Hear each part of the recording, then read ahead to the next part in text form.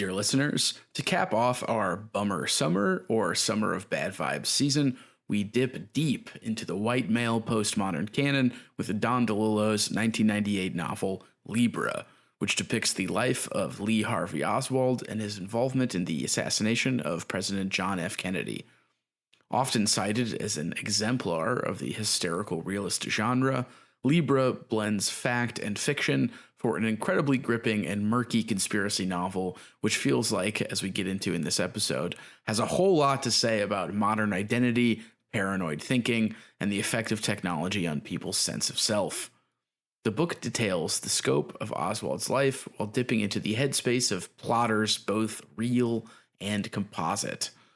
So we get to talk a little bit about David Ferrie, if I have any JFK heads out there, as well as Guy Bannister and some other cast of characters.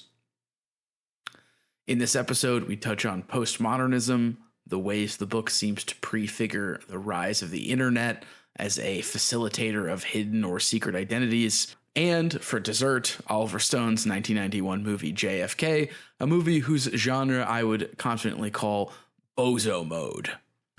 We hope you enjoy the conversation.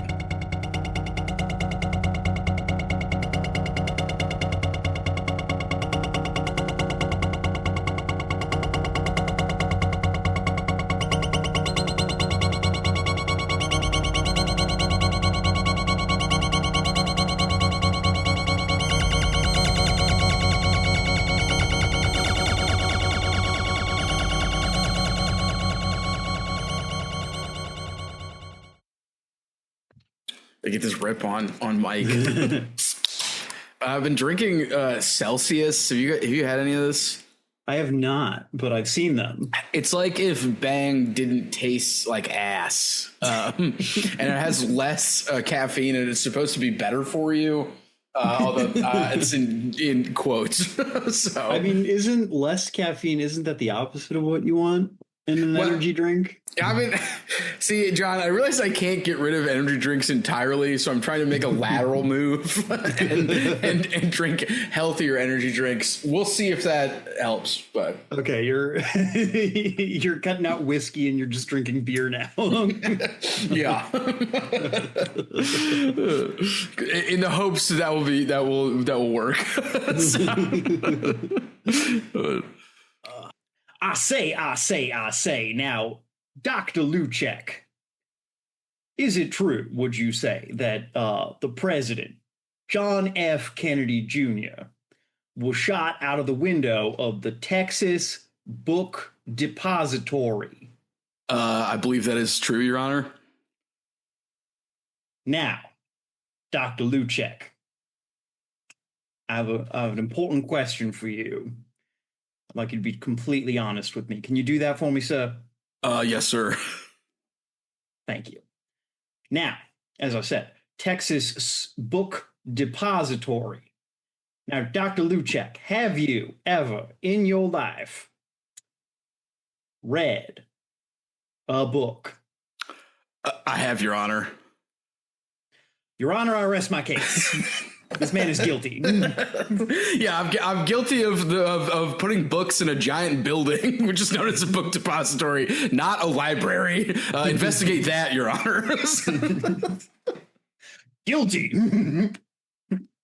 This man killed the president.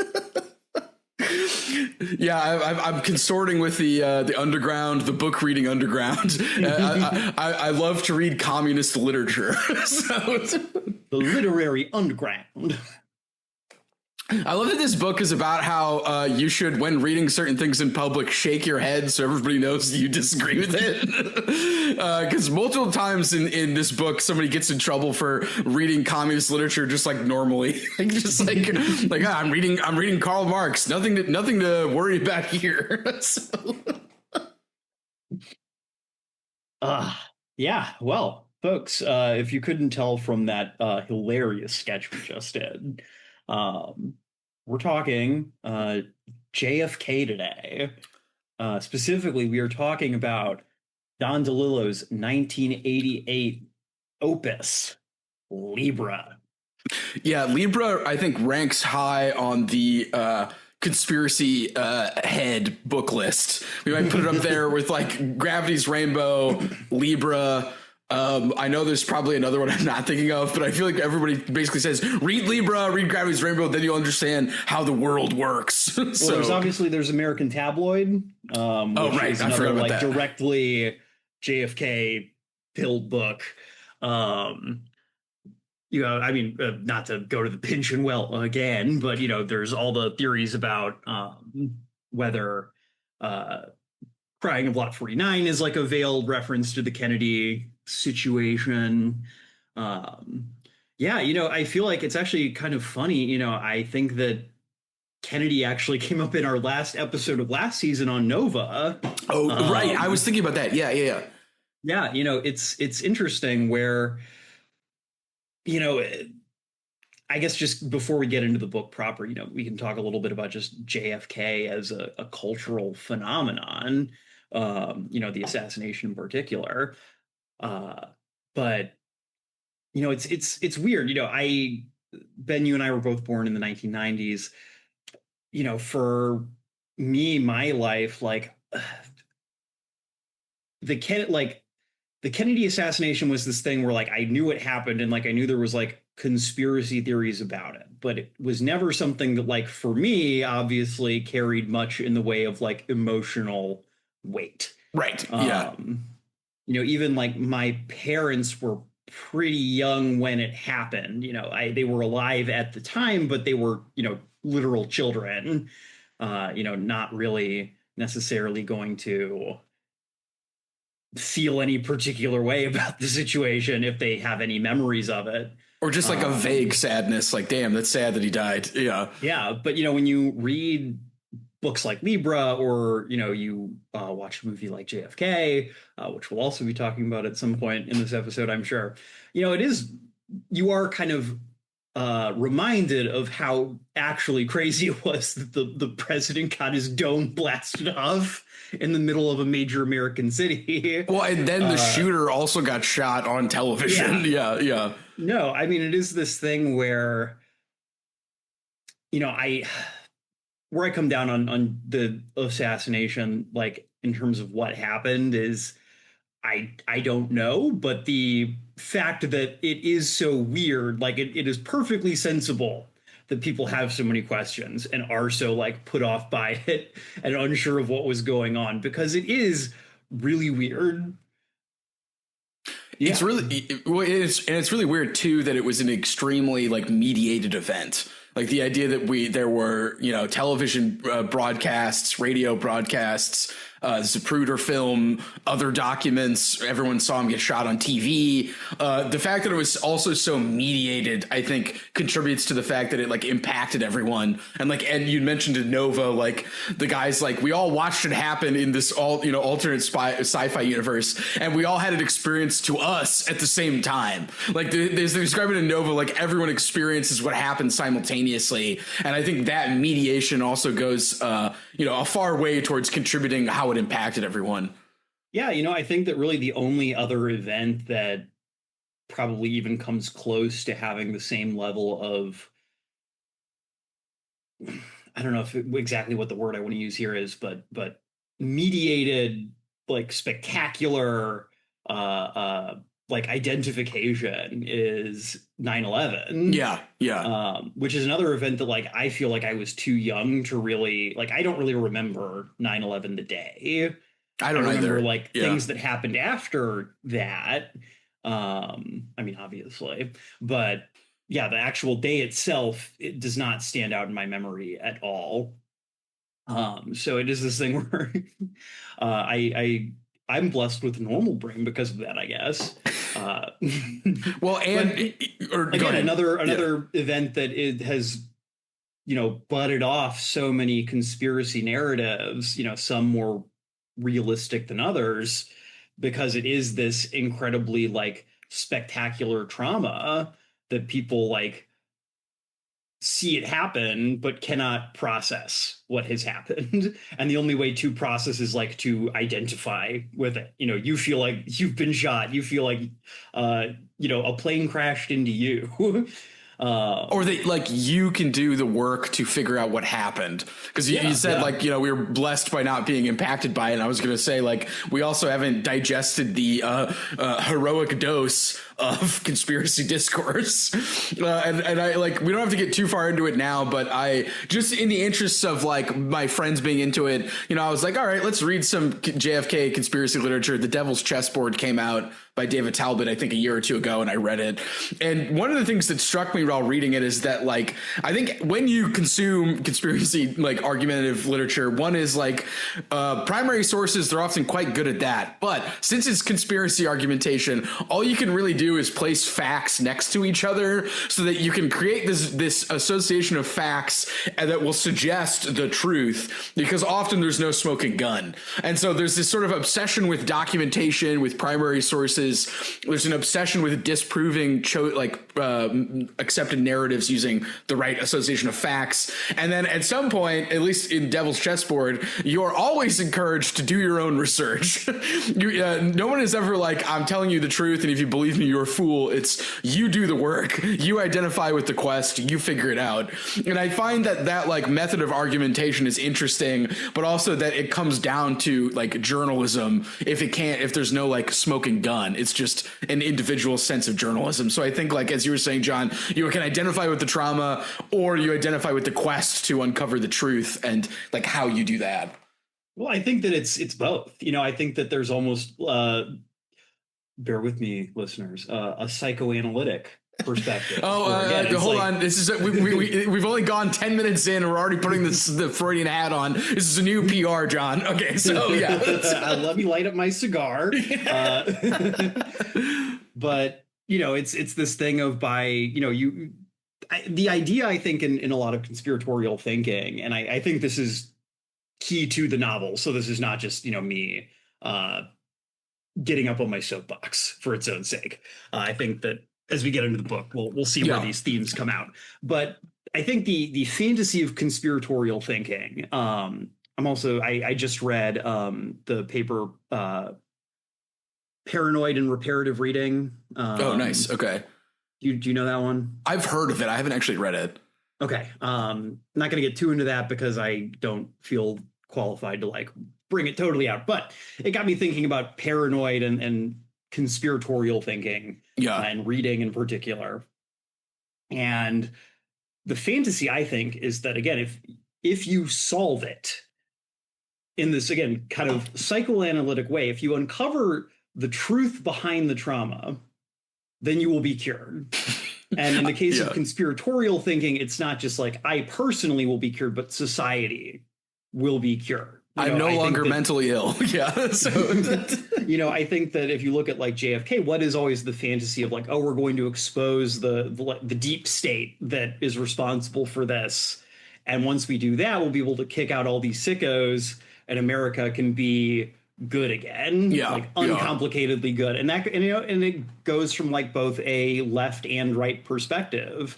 You know, there are plenty of very reactionary people who are deeply invested in JFK conspiracy. There are also a lot of left-wing people who are deeply invested in JFK conspiracy. And, you know, I think that there is this really intense fantasy that people have of, if we just uncover the truth, if we just put the right information in front of people, they will rise up. Yeah. They will finally stop being lazy or listless or uninterested in like society functioning properly. And it's a fantasy of revolution at some level, even if it's kind of this bloodless revolution where we just get rid of the bad apples and everything else falls into place. You know, what it's covering is this idea that like, oh, society needs to be fundamentally changed, and getting to that point is just a matter of getting people like the right information. Raising awareness. Yeah, which is, you know, in a time of, you know, political dysfunction, which, you know, I'd say we've been in this country, you know, since at least like the 1980s, 1990s, when JFK conspiracism really took off. There is this, you know, fantasy, because we are so also mediated. We are also consumed with, you know, this deluge of information. It's like, oh, if we just, you know, we can get information out to people. That's not the problem. It's just that we just need the right information. Yeah. Yeah, the right, association of facts that will disprove the accepted narrative, even though there's no smoking gun. So, yes. All right. Well, I think that's enough preamble. Unless you had anything else, Ben. I think we should probably talk about DeLillo, right? I think was that you're gonna. Yeah, that is where I was gonna go. So, Mr. Don DeLillo. I think fair to say, like, one of the bigger names in American literary fiction in the last really like 50 years. Yeah. Definitely up there with people like William Gaddis, Jonathan Franzen, David Foster Wallace, Thomas Pynchon. Not saying I think all these people are equal, just saying there are people who write and read about books, talk about a lot. Yeah, we might say the white male postmodern canon. Yeah, that's one way to put it. But clearly, like, a very important author to contemporary American fiction. I'm almost a little embarrassed to say this is my first Don DeLillo novel at all.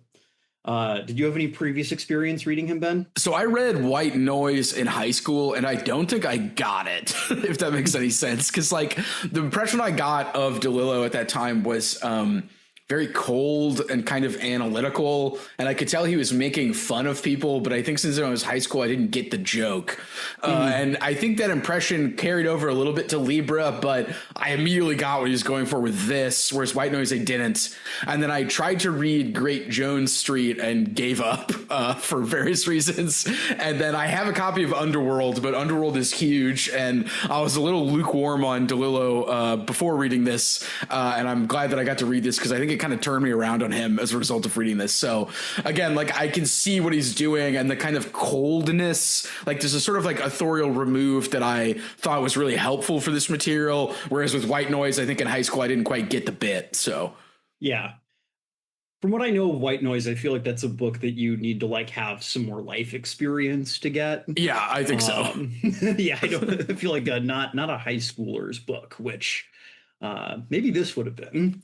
Maybe if someone had put Libra in your hands. Oh, right. Yeah. Or like in White Noise is like, why was he a professor of Hitler studies? That's weird. I just read on. Like, yeah, I mean, I agree with you, Ben. I really vibed with this. I think that this is easily one of my favorite things I've read on, like, just a sentence by sentence craft level in a really long time. The way he just puts a paragraph together or puts a page together is frankly, like, virtuosic. I know we've talked about this before, but one of the ways I can always tell that I'm really vibing with prose is when I'm moving quickly through it, but I don't feel like I'm speed reading. Right. If that makes sense. Like, I'm not scanning, like, I'm taking it in, but the way the language moves is so elegant and so evocative that, like, my brain does not need to stop to like, review. Yeah. Like, we were saying before we started recording, this book, my edition is like 450 pages. I feel like I read this thing over the course of, like, one afternoon. I mean, it did take longer than that, but in terms of just, like, I didn't feel time passing as I was reading this, which I think is the mark of not just, like, a good book, but, like, a very fun book. This did not feel like a chore to read in the slightest. Well, yeah, and, like, when he goes, like, big, it feels like the thematic points are both ambiguous enough that you can kind of tell what he's going for, but it's not like he just sort of says in, narrator voice, these are the themes of this novel. It's like they build off of the stuff in a way where you're like, okay, this paragraph, like, is important with a capital I to the themes of the book, but it's not like I'm, like, getting it beaten over the head. Like, it follows from the details in the scene or in the character, like, really closely. And I think that contributes to, like, the feeling of, like, you don't notice, like, gears being shifted as you're reading. You're just like, like taking it all in. Like, you're like, okay, this was like important, but I'm not like, I'm trying to think. I know we've read stuff for this podcast where it feels like the narrator's like maybe Shaban, like, oh, here's the theme paragraph. Like, it's like, just like, this is like what I want you to take away. And I feel like for some reason, Libra, like, they're very closely wed to what's going on in a way that I appreciate. So, yeah, well, I was about to say, I guess we could say a genre that I know we've talked about before. What James Wood, the late literary critic, referred to as hysterical realism, which is a genre that he posited in an essay, I think in the early 2000s. Yeah, which included authors like DeLillo, Zadie Smith, Pynchon.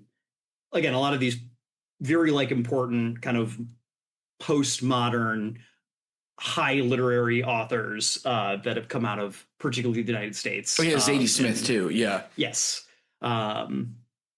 Which kind of couple, as the essay puts it, this incredible, like almost absurdly detailed and kind of almost surrealistically detailed prose, while also examining like real historical and social issues. So like the examples given are Libra, the treatment of Harvey Oswald's life in this book, and then the treatment of like 18th century land surveying and Pynchon's Mason-Dixon, to kind of give some examples here. And I would say definitely Infinite Jest too, almost all of it, but yeah. Yeah.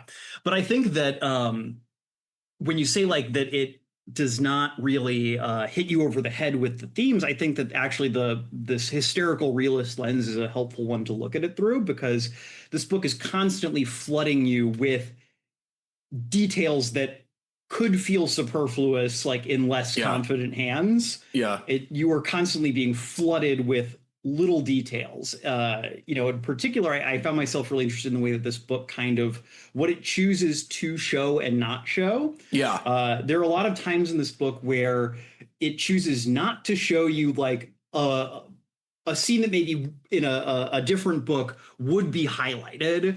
Like I found myself thinking about Marina and Oswald's relationship and how we don't really see them meet. We don't really see like a lot of their courtship. The courtship is almost like glanced over. Right. Yeah. And then like we get kind of very particular scenes of like their domestic life. But again, like there's a scene where he beats her, and I mean it's hard to read, don't get me wrong, but it's kind of established like in the course of the scene, like this has happened before, like this has been a regular occurrence throughout their marriage.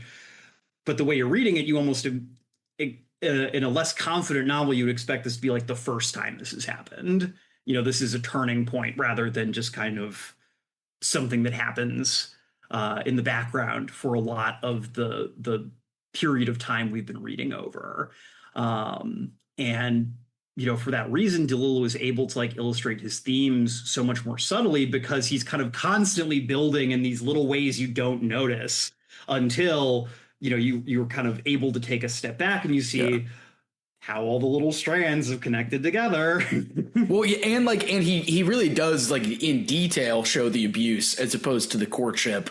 And that also comes at, I think, a point in the book where if you had any sympathy for Oswald, we could talk about that. If you also felt that, John, you're immediately like, oh, this guy is kind of a piece of shit. Like, especially if you're like, oh, like, yeah, I also understand like these critiques of America. I also feel alienated. I also maybe think that like, dialectical materialist way of viewing history is a good way to view it. You're like, oh, maybe Oswald's kind of sympathetic, and then you're like, actually, he's abusive, and he's sort of like kind of a horrible person. And again, it's not like DeLillo saying like, this is my 3D portrayal of this character. It just kind of is, as you were saying, like happens as a result of the way he's put it together. So yeah.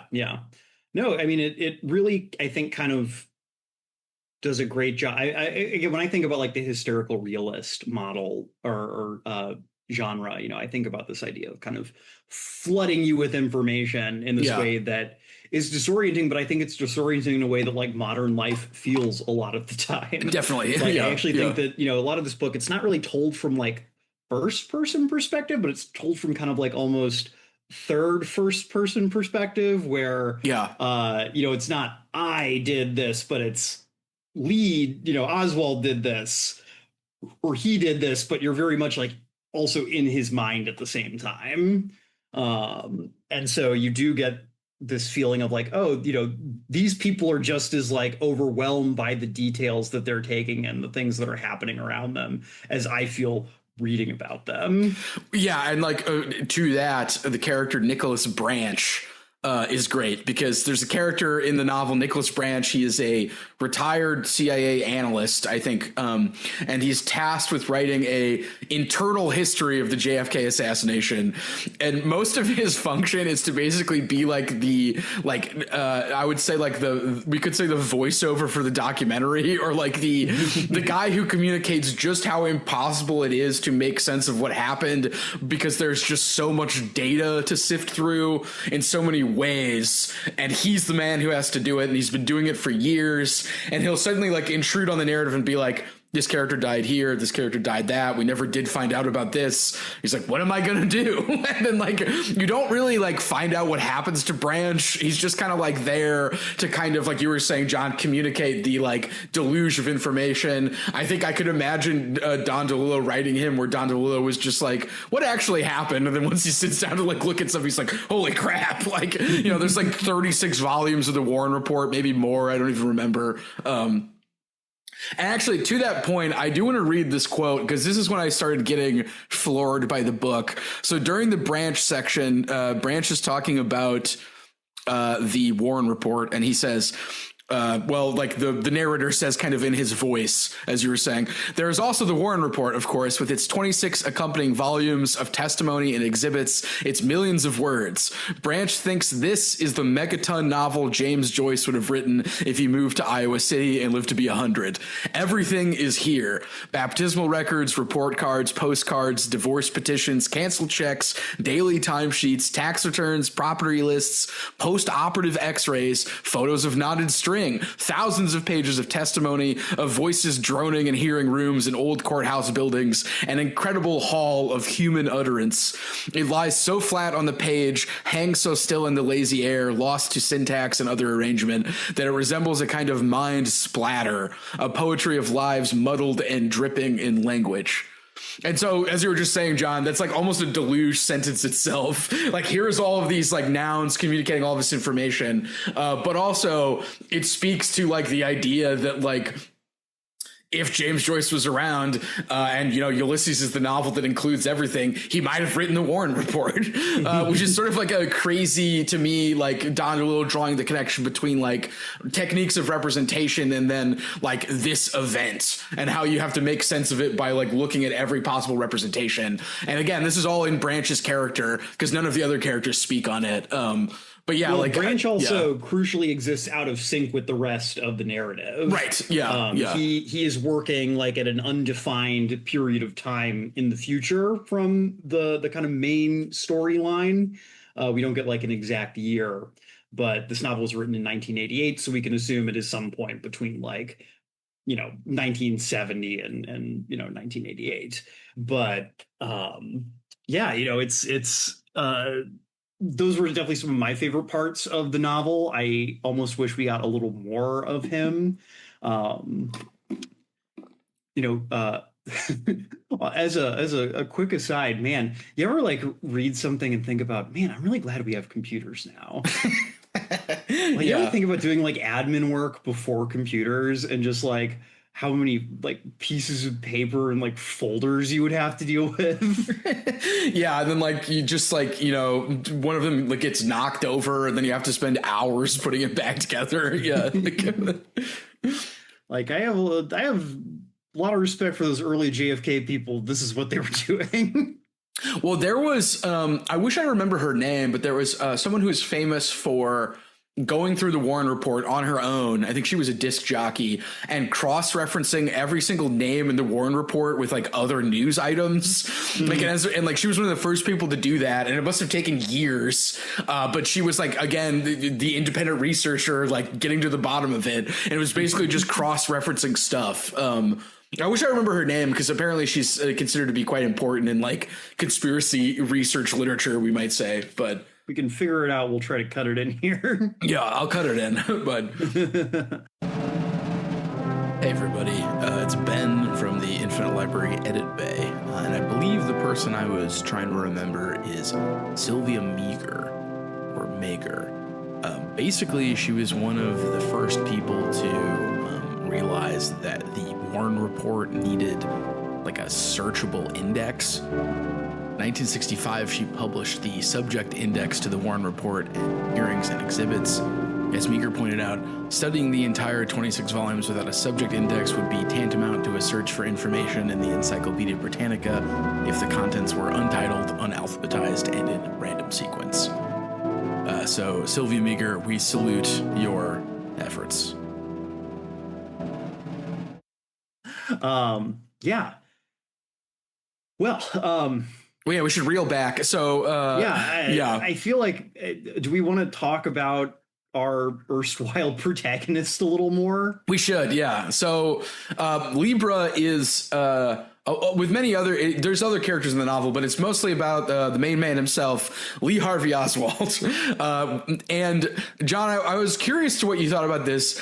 To me, I feel like DeLillo captures something really interesting where it feels like the story is hovering around Lee Harvey Oswald, and we get inside his head. We kind of understand why he does the things that he does, but there's still like a mysteriousness there where DeLillo doesn't quite try to fully explain everything that I super appreciated, and it made him feel a little more real to me than if he had kind of like there are discussions of fundamental trauma. There is like reoccurring themes that happen to him, but it's not quite like as tight as it could have been.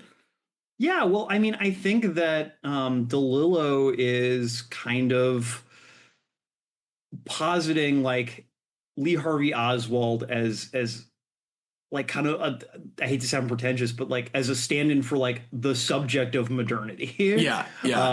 This person who's trapped in these larger systems of control, who is trying to exert agency, but does not even understand their own motives well enough to actually be operating as like a free agent, let alone anyone else's motives. I found myself kind of struck when we get to the end, and spoiler alert, he kills JFK. Kind of thinking like, why is he doing this? Like, I feel like even with all the preamble, the whole book is really about getting him to that point. That is in that very classic, grade school plot chart. That's the climax point of the book, is him shooting JFK. And I still find myself kind of thinking like, why is he doing this? What is he getting out of this? Right. Doesn't he know he's being manipulated? And he does in some ways, but yeah. But again, he doesn't even understand his own motives entirely. And it felt very true to me in a way. I found myself thinking a lot about the way that this book talks about like his politics, right? The way that this book talks about like his view of himself, and kind of this idea of like main character syndrome. Yes, that I think is one of the kind of defining neuroses of like modern life, where everyone feels like they are the main character of the universe. Every slight that happens to you is the direct result of some cosmic machinations beyond your control. Every success you have is this portent of like greater things to come and your massive potential. But again, it's just not that. You are just a very small piece of a much larger system that is and is not within human control. And I thought that was really interesting. I thought that there was a lot here that felt like very very predictive. Yeah, especially, well, and there's a quote, someone's describing Oswald, and it sort of jives with what you're saying. A self-watcher, a man who lives in random space. If the world is where we hide from ourselves, what do we do when the world is no longer accessible? We invent a false name, invent a destiny, purchase a firearm through the mail. And so, like, the idea that, yeah, like you want to feel like you have a place in some wider scheme of things. And so, as you were saying, John, you become the main character of your own story. You assign yourself a destiny. Everything is about you. And I think there's a cool thing that I think DeLillo does here, where he also like captures how like media at the time was encouraging for this, how there was a deluge of information. You kind of had to do this to make sense of your life. And I think like Oswald in that way becomes sort of relatable, where he talks about like reading Marx so that he appears different. I can't believe Lee Harvey Oswald was one of the original, like, actually I'm a Marxist-Leninist guys.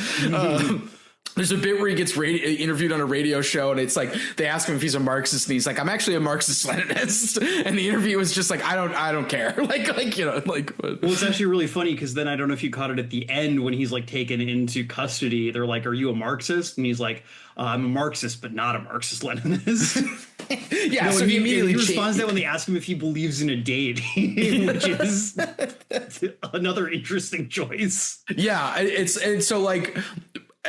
Sort of the idea of like material history becomes like almost like a religious belief in him, and the idea that like I can be a part of something greater, I can serve my part in history. Like I don't need to feel lost and confused. And I think DeLillo does a good job of showing how his like economic background and the fact that his father walked out on, or like he had multiple dads and one of them walked out on the mom always had to work lower income class jobs, and he was like on his own a lot, and he was self-educating, but he wasn't going to school. You know, like the idea of him like feeling lost and having to find something, and then that's kind of when the main character energy happens, is like, I don't know, I feel like it's captured very well.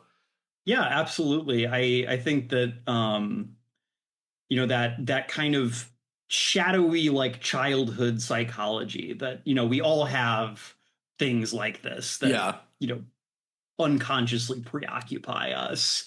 And I think that DeLillo does a very good job kind of sketching out like how, maybe not how Lee Harvey Oswald necessarily was in real life, but how this character, Lee Harvey Oswald, that he is sketching out for us came to be the way that he is. And again, it's never like explicitly like laid, again, kind of funnily enough, despite the fact that he spends like a fair amount of time in like psychiatric facilities and prisons, where presumably like someone could diagnose something or you know, get to the bottom of some of these neuroses he has. But you know, I definitely read it as very much kind of a fact of neglect, kind of this like neglect on the one hand, but then also like his mother's constant like doting and spoiling of him whenever she had the chance, kind of creating this very unstable persona and this need to be important and to prove that he had some kind of destiny, that he had some kind of historical function that he was going to play out. You know, I think the book's treatment of politics is really interesting.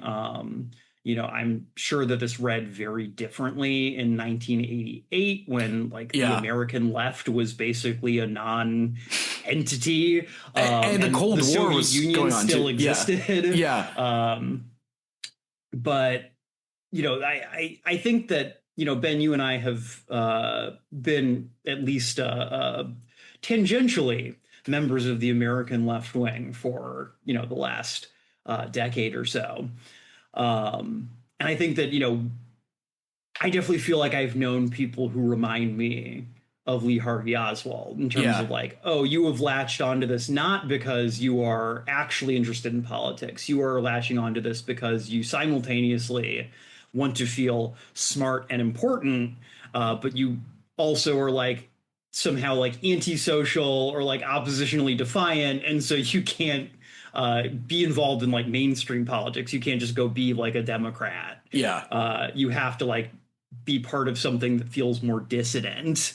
And yeah, and you know, the 60s or the 50s in America, like that meant being kind of this weird weird kind of idealist Marxist where, you know, I really kind of like the sections of him going to Russia and getting disillusioned. Yeah.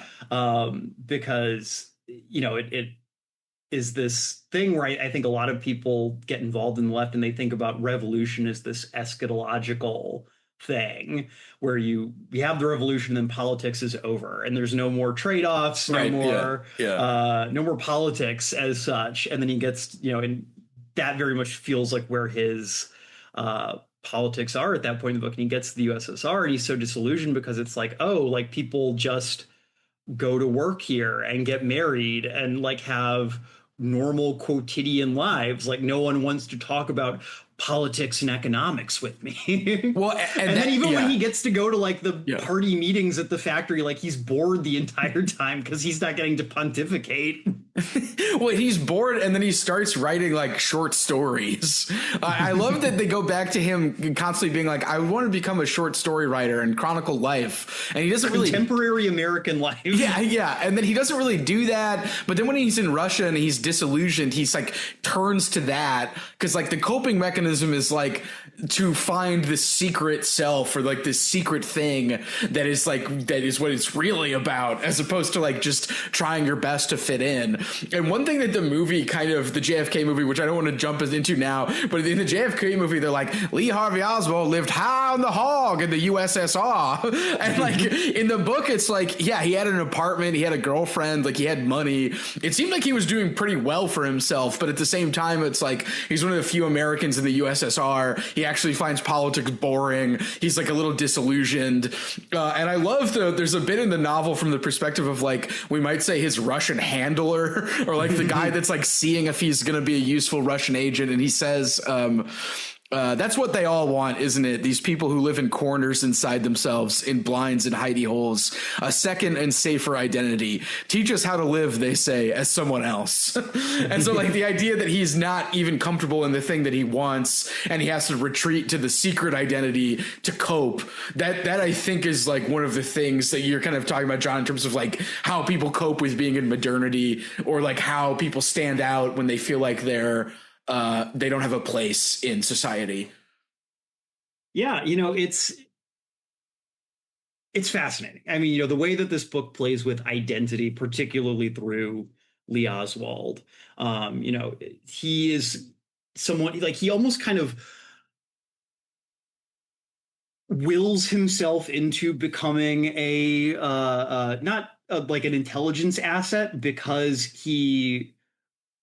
it's not even so much that he wants to be a spy exactly, right, but he like basically he gets obsessed like from like the time he's a young man with like coming up with aliases. Yeah. You know, there's a good bit where he learns like that basically all the famous revolutionaries from like the Russian Revolution, Lenin, Stalin, Trotsky, like all went by, you know, nom de guerres. Yeah. And he gets like really fixated on this fact and, you know, figures out the etymologies of all their names and, you know, tries to like drop that into conversation with people like, oh, did you know that Stalin's real name was Dugashvili? And that Stalin means like man of steel. And of course, no one cares or is interested because he is an incredibly weird, off-putting person. But you know, he comes up with his own alias. Like this is, I think, when he's in the Marines. So he's like 17, 18 years old. Heidel. Yeah. And, you know, throughout the book, he develops like a whole smattering of these aliases. And it is this sense of which he's trying to will himself into being reborn. And, you know, I'm finding myself reminded of something from William James's Varieties of Religious Experience, which is a pretty foundational text in religious studies. And he talks about there are like, broadly speaking, two types of people. There are like the healthy-minded people who are able to exist in the world more or less healthily, like they're able to relate normally to the world. And then you have the sick souls, as he puts it, who need to be born a second time. And so, you know, within the context of the book, those are like people who need to undergo some kind of spiritual initiation to feel whole. And for Lee Oswald, I definitely think he falls into that second category. But this world of like cloak and dagger work, like he's trying to initiate himself into what he thinks is like the secret brotherhood of history. And it doesn't work for him. Well, I mean, I guess maybe it does actually. Well, it depends on when we get down to what he really wants. Right. It works almost too well, because it's like he joins the Marines. He actually wants to go to Russia. He goes to Russia. He tries to sell U-2 spy secrets to the Russians, but he doesn't remember anything, and he's not that useful. And so then they sort of let him go back to America. And then when he's in Texas with his Russian wife, he's approached by all these people to get to see if he would, like, one, give them Russian secrets, which he doesn't have. And then two, if he'll help do like anti-Castro organizing. And then other players get involved at that point. But it's almost like it almost feels like that feeling when you walk into a room and you don't know where the light switch is, and you're like fumbling around for the light switch. And like eventually you might hit the light switch. But like whenever he's interacting with like these intelligence forces, it feels like he doesn't really know what to do. And he's just like, do you want this? Do you want me to sell you this information? And they're like, not really. And they also don't trust him because he doesn't fit the profile.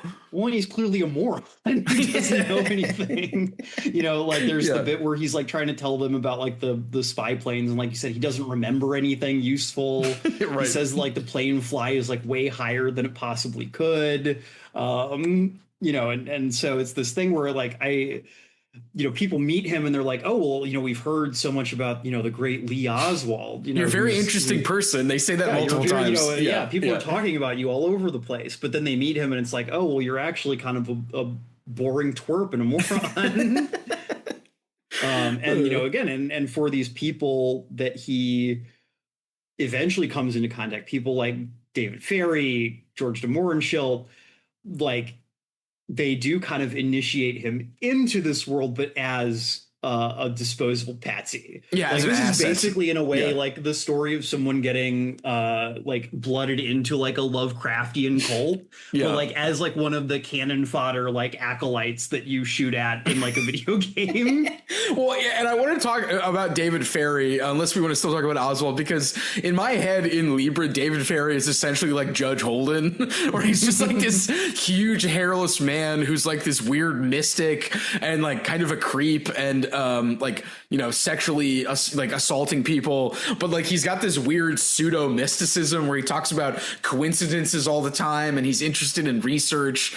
And like in JFK, ESP, and he's like always talking about how he's like on the same wavelength as different people, but you kind of get the impression this is like almost, he kind of believes it, but it's also kind of a thing that he like says to like twinks that he's trying to fuck. Right. And then in fucking the movie, it's just fucking Joe Pesci. Just doing his best like screaming Joe Pesci voice, which like is good, but it's like I wanted like a sort of like weird Judge Holden-esque person, because like he's described as being like huge, and he's always like saying like he's like, oh, your sign is Libra, that's very good, balance, scales, justice will be done, you know, like this like weird like cult. He's like a culty figure kind of, even though he is also presented as being like kind of pathetic. So yeah, well, I mean, I think that that's really important, because I think that something that this book, you know, is saying, again, not necessarily directly, but kind of all these figures in their way are pathetic.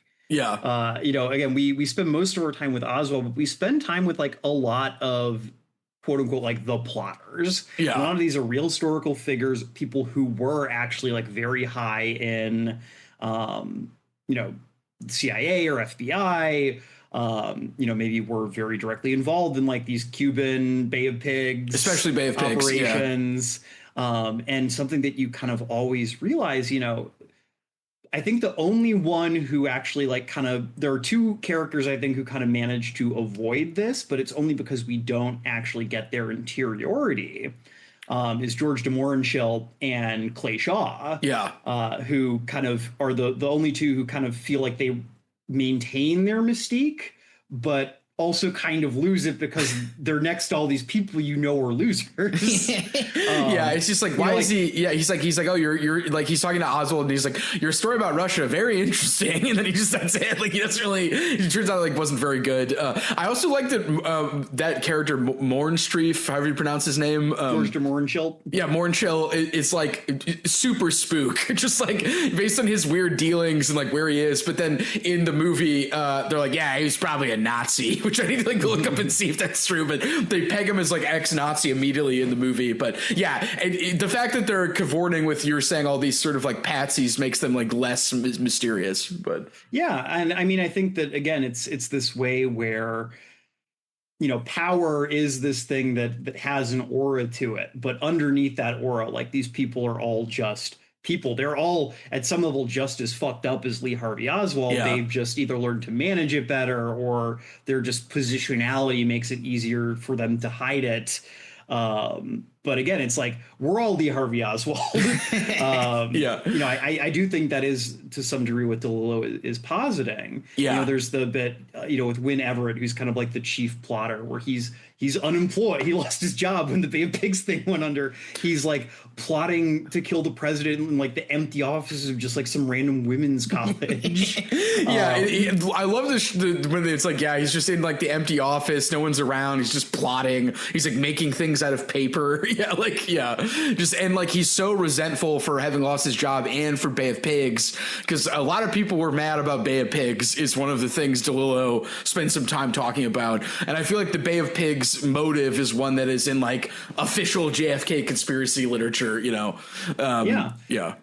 Well, something I think that DeLillo does a really good job of illustrating, and again, I'm not going to pretend I'm a JFK like expert here, but again, he's very upfront about the idea that the assassination was not like one guy's idea. Yeah. This was like a matter of like a bunch of different factions within and without the US government, kind of all just kind of talking themselves into this slowly but surely. Yeah. Because originally they're just planning like, oh, we'll just wing him, or like we'll just take a pot shot so he gets scared. Yeah, that's what Win says. We're gonna scare him. Yeah, and then slowly but surely, like, the mafia gets involved, and these really like hardcore Cuban exiles get involved. And, they find what they think is the perfect patsy in Lee Harvey Oswald. And they're like, oh, well, maybe we should kill the president. But again, no one really, I don't actually, aside from just kind of like petty revenge, I was not personally able to figure out like a particular reason why they want to kill the president. Like, it doesn't seem like many people have much to benefit from here. Well, but yeah, very quickly you realize like, oh, this is not a book exactly about like individual people. This is a book about the system kind of out of control, and the way in which like the state, or again, just like the capital S system, like is no longer like under conscious human control, if it ever was. Yeah. It's sort of too big. There's too many moving parts. And, just kind of the weakness of individual human beings means that like no one is actually well suited to wielding this much power, or even like the mid levels of power. Yeah.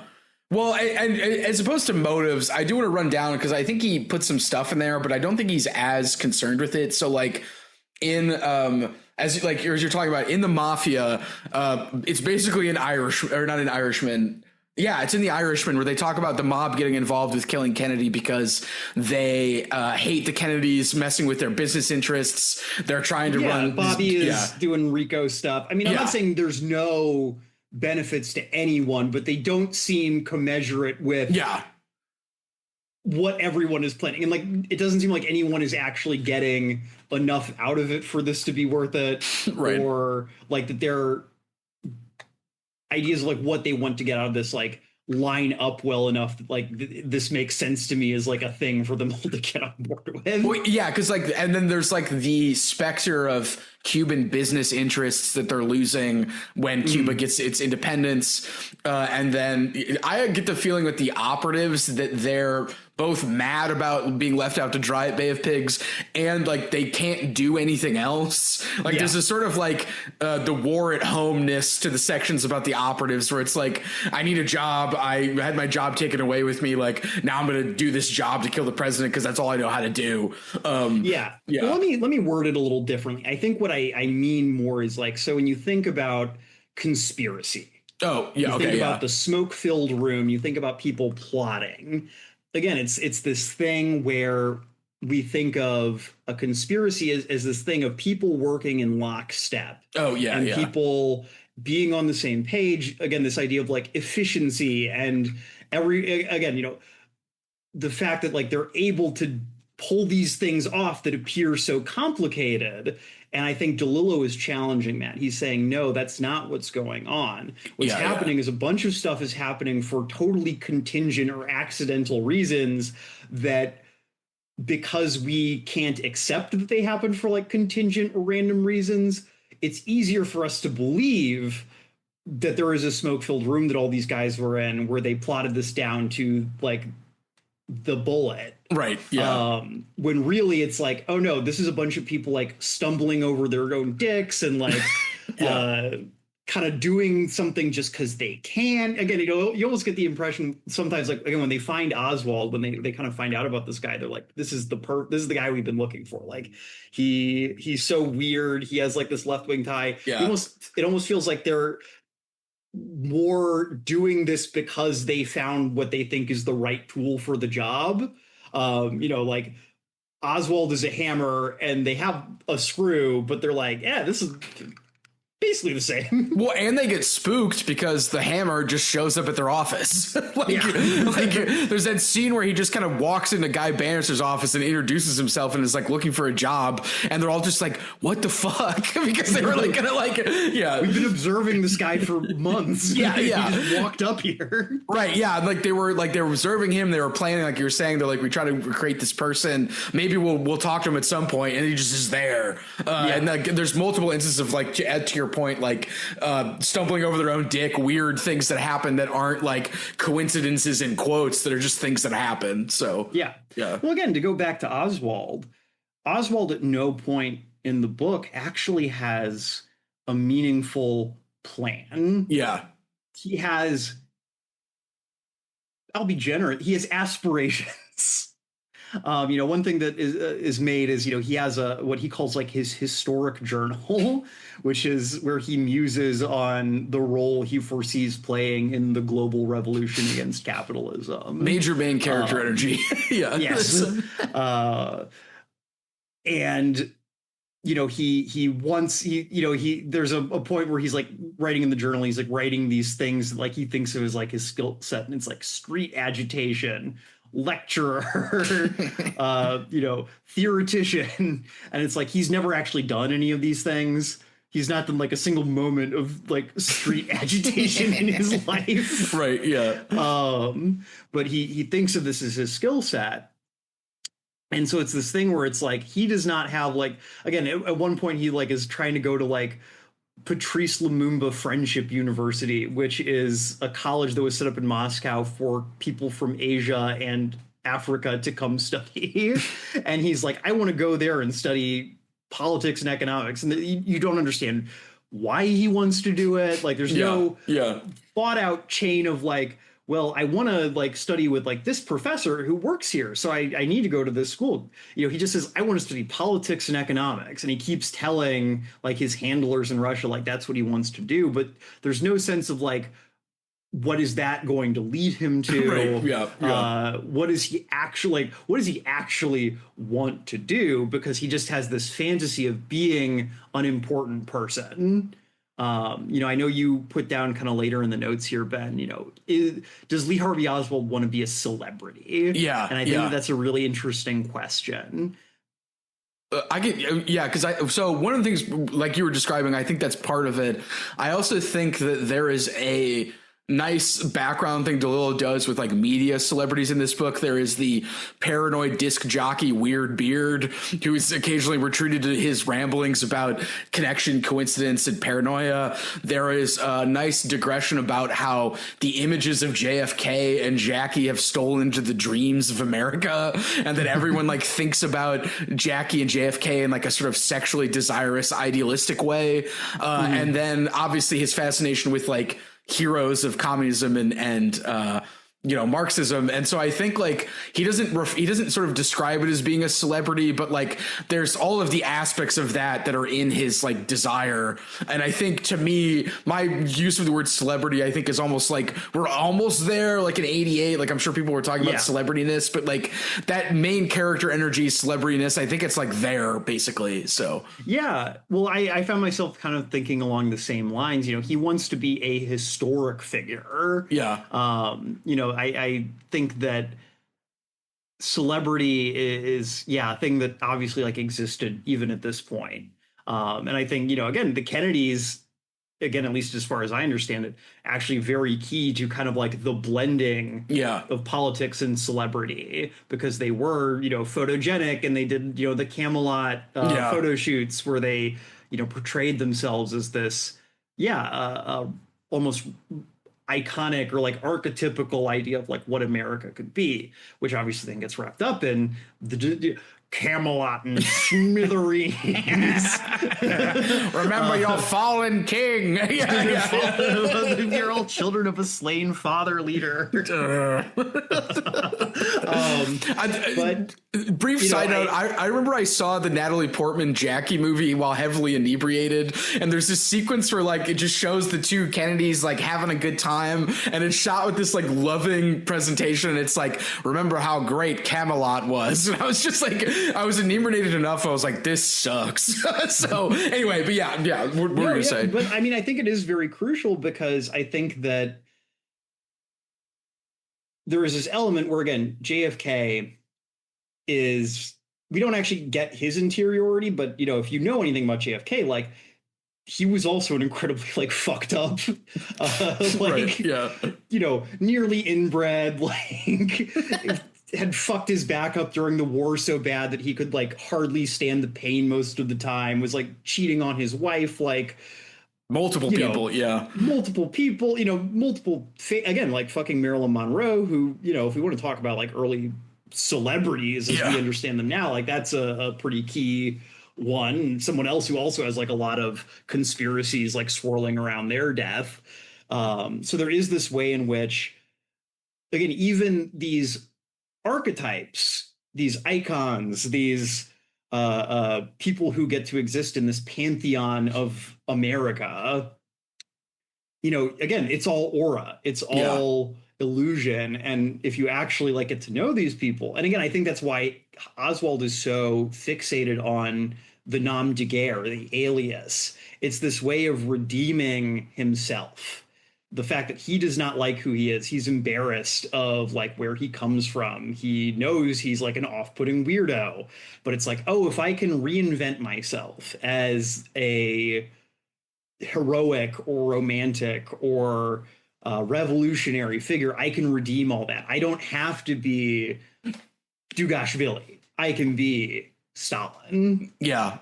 I can be this better person. Yeah. Yeah.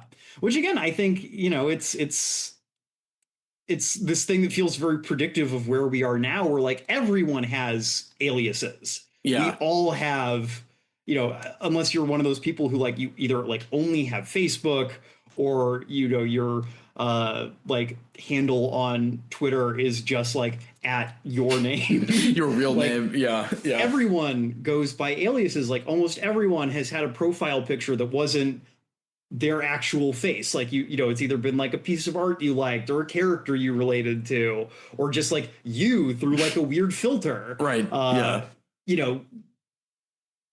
don't know if I want to go so far as to say like this is a uniquely American phenomenon. I don't think that's quite correct, but it's a modern phenomenon. This sense that we can reinvent ourselves, we can redeem ourselves by taking up a new identity, and striving to like enter this, what is now, I think, very much defined by celebrity.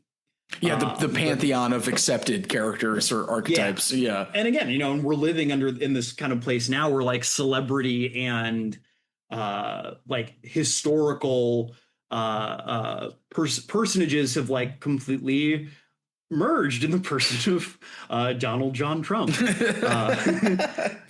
A man who is only president because he was famous for being on TV.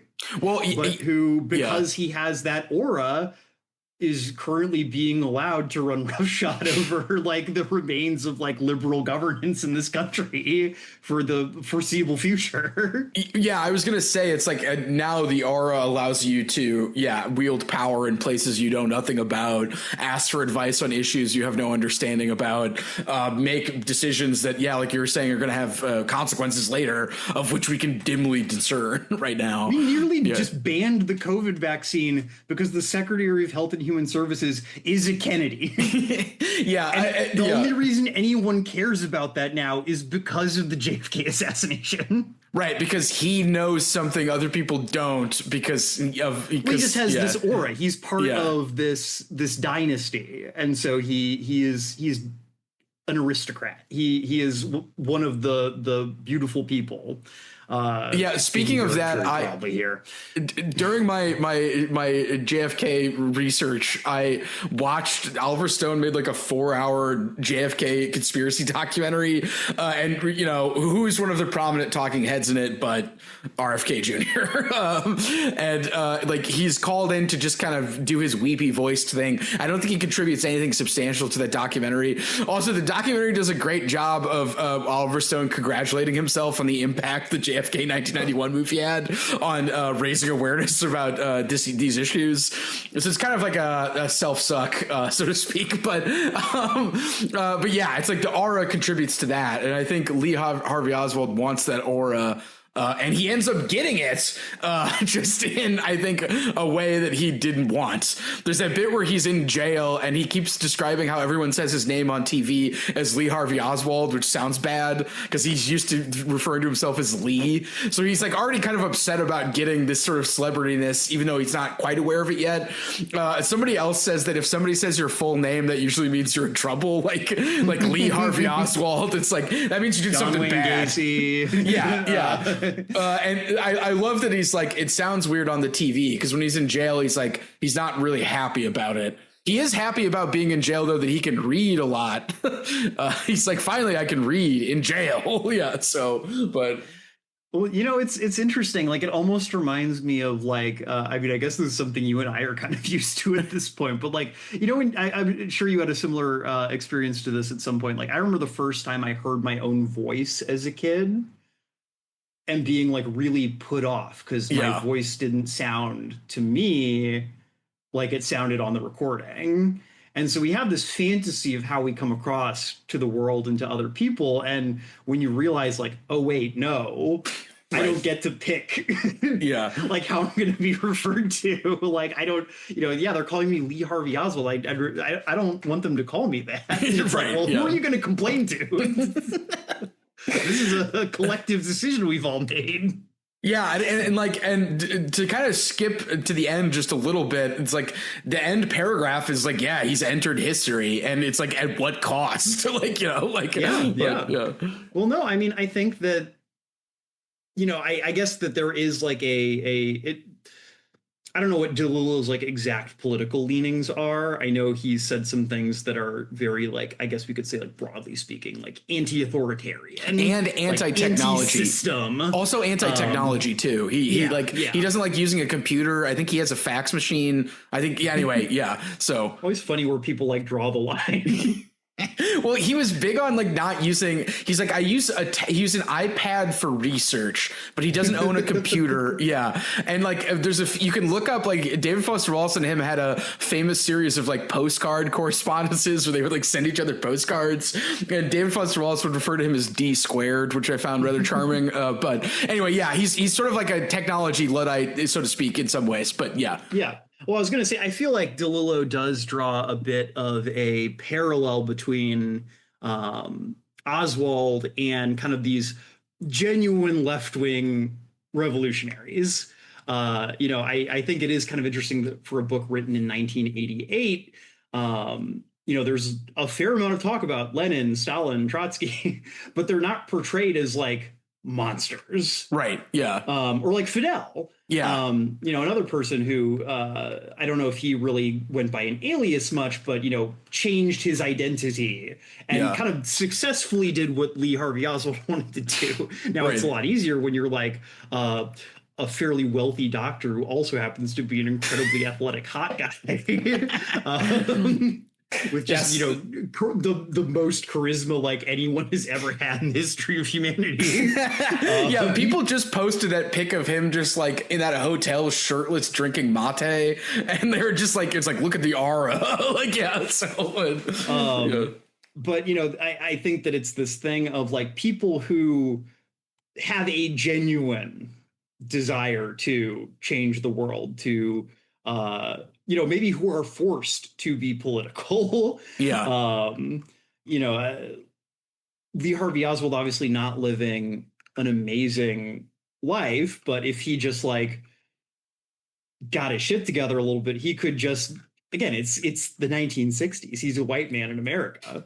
Like, you've been in, if he hadn't gotten dishonorably discharged from the Marines for defecting to the Soviet Union, he could have used the GI Bill to start a business or go to college. I actually found his desire to do economics and like history kind of relatable, because it's like, it would be great to just have time to study whatever you want. It's just, as you were saying, like, he doesn't have a feasible plan to do that. He doesn't know what he's going to do as a result of that. And then like, if he just held out, like the GI Bill probably could have paid for him to do that. So and do it in America. Even if he learn Russian for no reason. But that's not good enough for him. He wants this magical, he wants to like he thinks of like entering history as a transcendent experience, that it's going to, like I said, like metaphysically transform him into a different like class of being, which again, maybe it does. But at what cost? Yeah, right. At what cost? Yeah. And like, I mean, you were making parallels to the other characters. It's like David Ferry kind of wants that, which is why he talks about conspiracy so much.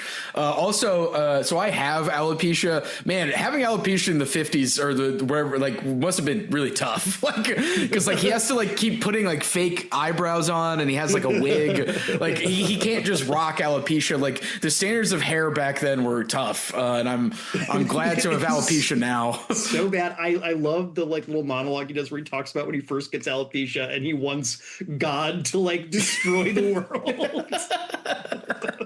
To like make it up to him. Yeah, that's how important hair was then. Yeah, it's like he can't just be like a bald guy and have bald guy charisma, which I've told I have. So you almost like get the impression that like he kind of wants to kill Kennedy because like he's jealous that Kennedy like gets to have hair and be hot. So such perfect hair. Yeah. Or he's a bald freak. He's gonna cure cancer too. Like they don't really get into that as much, but what a very interesting man David Ferry. Frankly, I would love like a novel like written from David Ferry's perspective. Obviously, like probably an even darker like book in a lot of ways. Yeah. But it would be fascinating. Just like his like learning his like pilot days or his like weird age, like when he does like jobs. But I mean, again, I actually think one of the most affecting chapters in the book is after the assassination, where he's driving to Galveston. Which, as someone who's made that drive before, I felt like I could kind of relate a little bit. But he's like, you could tell like he's freaking out. Like the thing that like they've all been planning for at this point like years has finally happened. And there's not even like a moment, like a thrill of victory. Like he's immediately like, oh man, what if Lee rats us out? Yeah. Did I leave something that they'll find? Leave something behind? Like, what am I going out to like Galveston to even do? Like he's going out there to like fly a plane, but he can't remember like why he's supposed to be doing that. Right. And I found it kind of affecting, actually. Like this idea of like, oh, it just immediately turns to ash in your mouth. Well, and like the operative TJ Mackey is like suddenly inexplicably depressed after they kill him. It's just like he's just like he's just completely distraught. Well, again, you almost get the impression that like this was more about the fun of planning this thing, of getting to like get all your boys together and like figure out this puzzle. And then they actually do it, and it's like, oh, it's kind of like Alexander, weeping for there were no more worlds to conquer. It's like, well, we killed the president. Where do we go from here? Well, and I think it shows too that again, there was no goal. Yeah, there was no goal killing the president. Besides killing the president, and then I think it also shows that entering history is kind of traumatic. Those people besides Oswald weren't like, I want to be a part of history, but like once they are, it's like world ending. Well, again, they have this kind of more like perverse idea where it's like they want to be puppet masters. They want to influence history, but for them, it's almost like not getting noticed. Again, it's like this kind of like skull and bones, perverse thing where it's like, oh, like we control everything from the shadows, and like not getting noticed is like what you want. Yeah, I particularly like, there's a quote about Cuba that relates to that where I think one of the agents says, it's the job of an intelligence service to resolve a nation's obsessions. Cuba is a fixed idea. It is prickly in a way Russia is not. More unresolved, more damaging to the psyche. And this is our job, to remove the psychic threat, to learn so much about Castro, decipher his intentions, undermine his institutions to such a degree that he loses the power to shape the way we think, to shape the way we sleep at night. And I don't think the people who killed Kennedy say that extent, but the idea that they're like managing some sort of like national obsession is like one kind of like extremely self-important, but I like that it's just like it just comes down to like being bothered by Castro. It's like, I'm bothered by Castro. It's so funny to like talk about Fidel Castro as like a mystery man, like a guy who is constantly giving speeches. And like pointing to his chest. He's like, here, shoot me here. It's like, next time you better go for the head, essentially. But I mean, I think that, that I think actually is key, because Castro, I mean, again, can't say for sure because we don't actually get in his head either. But I think DeLillo is kind of saying like, well, maybe Castro is someone who understands his own motives. Yeah. Like he has a reason to be doing this. He has like an affirmative like goal he's trying to accomplish. Getting to be part of history for him like is maybe secondary to what he's doing. And maybe I'm misreading this. Maybe DeLillo is not a Castro head.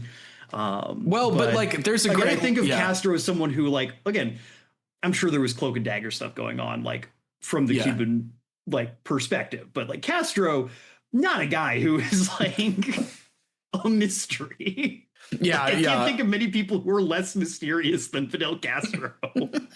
Well, and like, I wonder too if like that's a bit of the 80s creeping into the 50s, where it's like 88, Russia's not a problem, but Cuba is, from this perspective of 1987, 86 or whatever. I wonder. That's possible.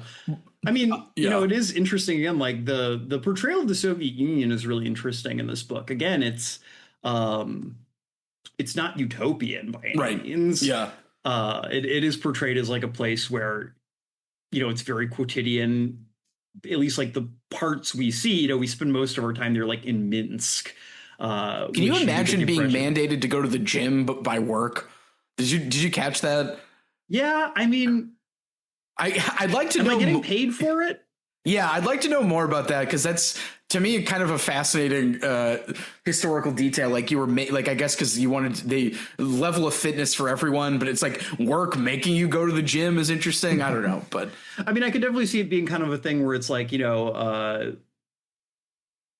want you to get like repetitive stress injuries. Like if you have to work, like we want to make sure you get like what your body needs to like recover properly from that. I don't know. It is weird, but I I can't say like I'm completely against the idea, I guess. I don't know. I know it could be good. Yeah, but yeah, like there's sort of like to me like a quotidian, like this is just life, what life would have been like it's at this time. It's just a different place. It's just a different country. Like it's not, I mean, there are definitely like signs that it's a different like political economy. Right. But like I find it interesting that like there's really no talk about atrocities or like how desperately reform is needed. It's like it's very, I mean some of that might just be the time period this is happening in, post Stalin. There is one part where like they apparently like tear down a statue of Stalin in like the Minsk town square, and there is like a little bit there in terms of like internal reform, but in terms of like a portrayal of the Soviet Union, it was, I thought, actually very positive from the standpoint of what you could portray, or again, kind of again positing like the Soviet Union was just a place where people lived. It was not like the Great Satan. It was not, the evil empire. It was a country that happened to be operating under different political standards than the United States was. Yeah, I especially liked that the title of Oswald's story is like The Collective with a K. Yeah, because it's kind of like exoticization of something, to tell other people about what goes on there. Yeah, despite again by the end of it apparently speaking fluent Russian, Oswald will definitely be one of those people who like put one of the backwards R's in place of like a regular R in a word, even though that's not how that letter was pronounced in Russian. Yeah, just to show that he knows. Yeah.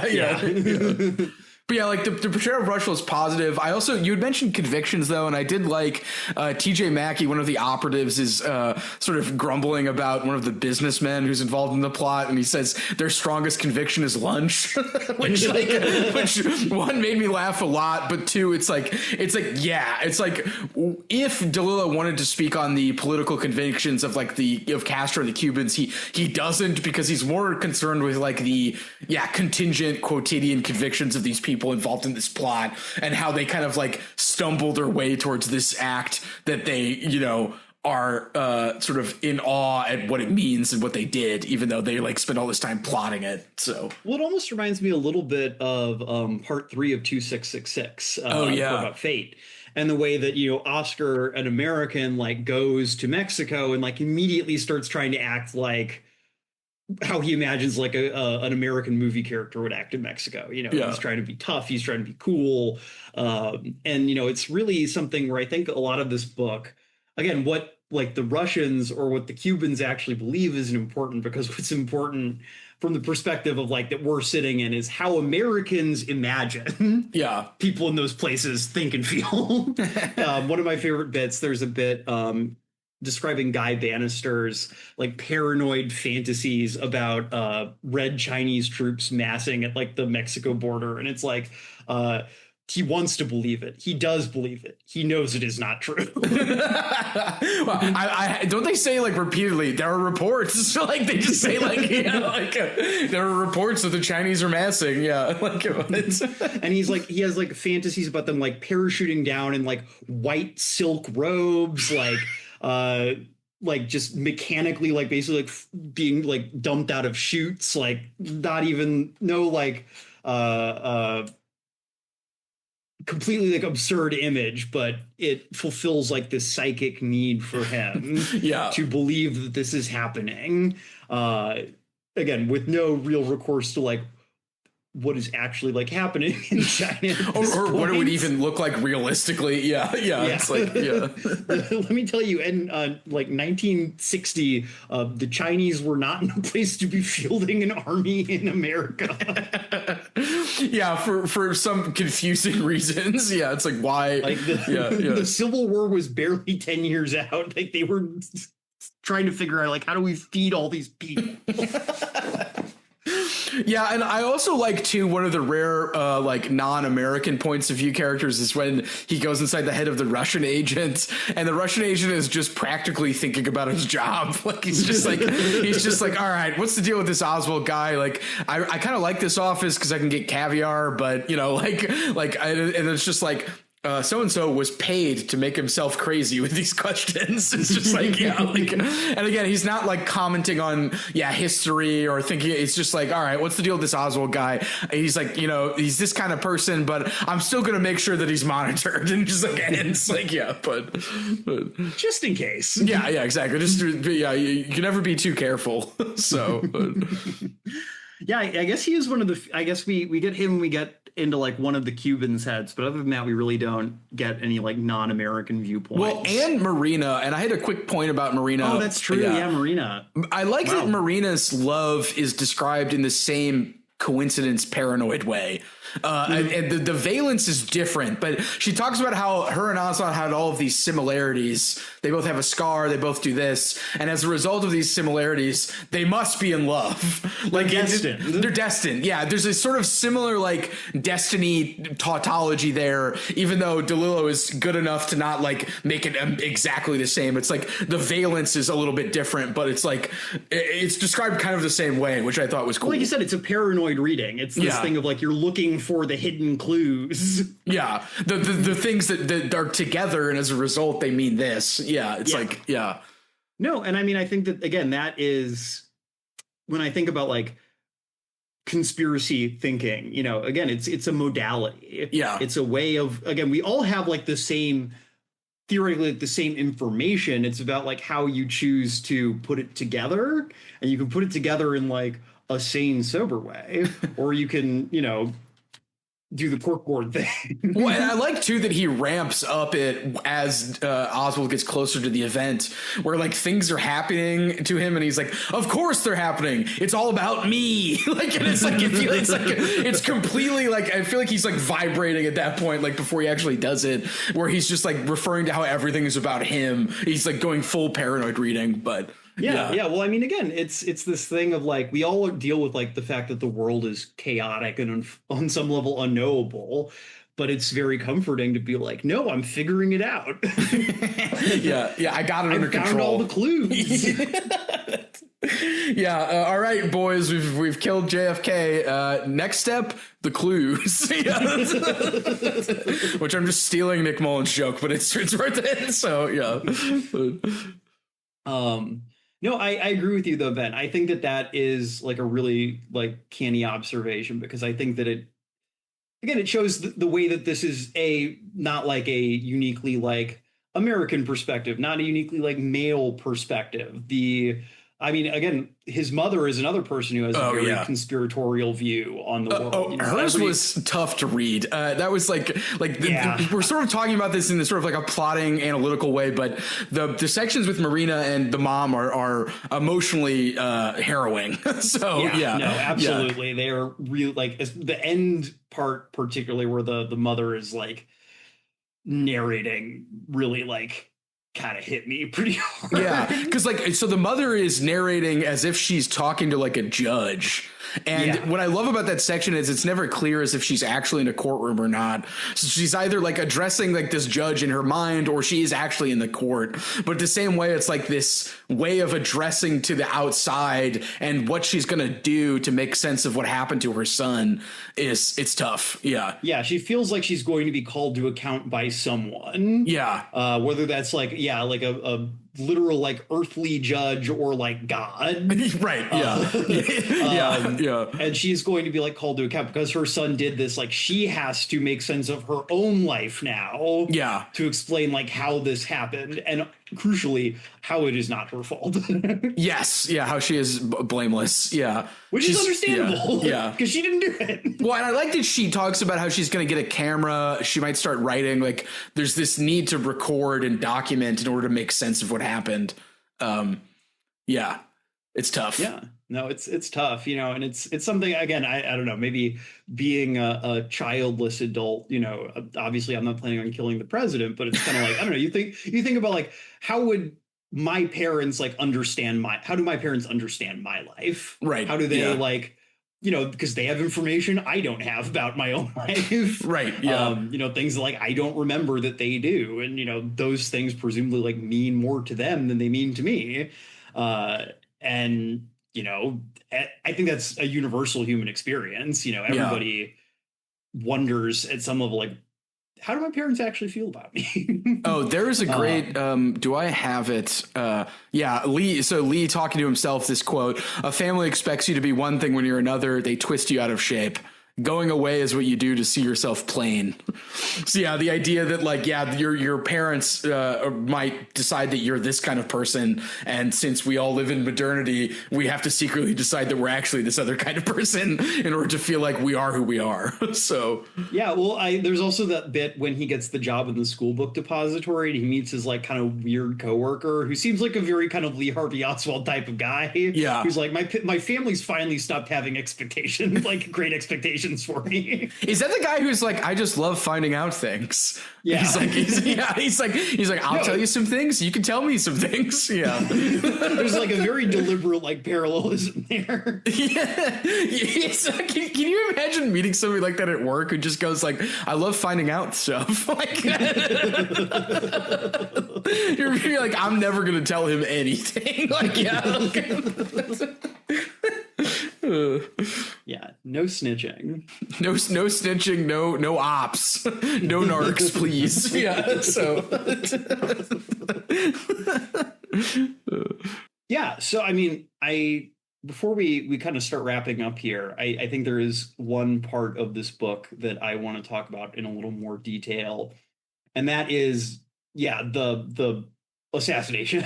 Yeah, and like the aftermath of the assassination, because I think that it is genuinely pretty impressive the way that in a book that again has felt like very chaotic and very very fast in a lot of ways throughout the entire thing. As soon as that bullet hits Kennedy, this book like goes into like nitro. yeah. Like you really like feel the level of like confusion and chaos that like presumably like everyone around this event is feeling. Yeah, it kind of feels like the narrative like splinters as a result of that. Yeah. No, just like Kennedy's fucking skull. Yeah, the narrative just did that. Yeah. So, but yeah, it splinters into all of these like other perspectives, and like you get a sense that he had like reviewed the footage because he talks about like Zapruder like filming what's going on, even though he doesn't say Zapruder. He's like some guy's filming it, but there's all of these like this sort of triangulation he does with people observing what just happened as well as like reacting to what just happened. Yeah. You know, and I find it really interesting, again, the way that technology plays into this. You know, we get like a snippet of like a telegraph that gets sent describing the death of the president. And it's funny. It's like criping, basically. Like it's like there's misspellings and like extra letters added in because presumably the person who's like sending this telegram is like too emotional. Yeah, just like, distressed. Yeah.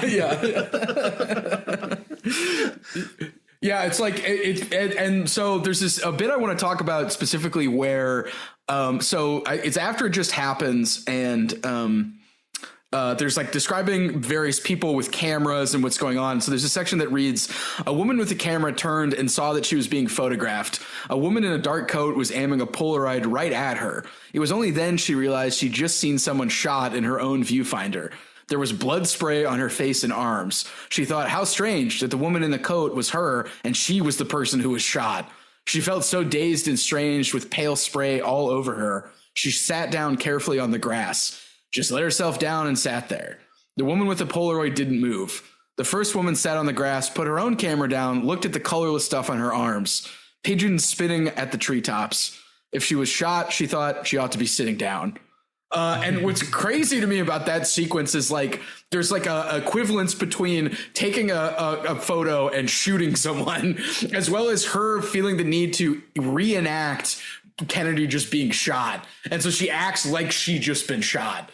And I feel like that is like in one scene, like the compulsion to repeat the way technology is going to make this event reverberate in all directions, and like the way it impacted everyone simultaneously. And it's described again just as like somebody behaving weirdly. Like there's not a whole lot of like, this is the point. Like, and I feel like focusing on that is like I don't know. That was like you were saying, it's in nitro. I was like vibrating. I'm like, she's trying to enact the murder of the president to deal with it, essentially, as well as like recording being the same as doing violence, which I think is something we don't have to get into, but I think that's an interesting parallel he draws. So yeah, absolutely. I definitely think that's true. I mean, and I think it's maybe also not necessarily just violence, but it's also this thing about preservation and history. Yeah. Again, the same way that, like, I mean, again, who knows, like, if this event does not happen, like, who knows how Kennedy is remembered today? Yeah. But the fact that this happens to him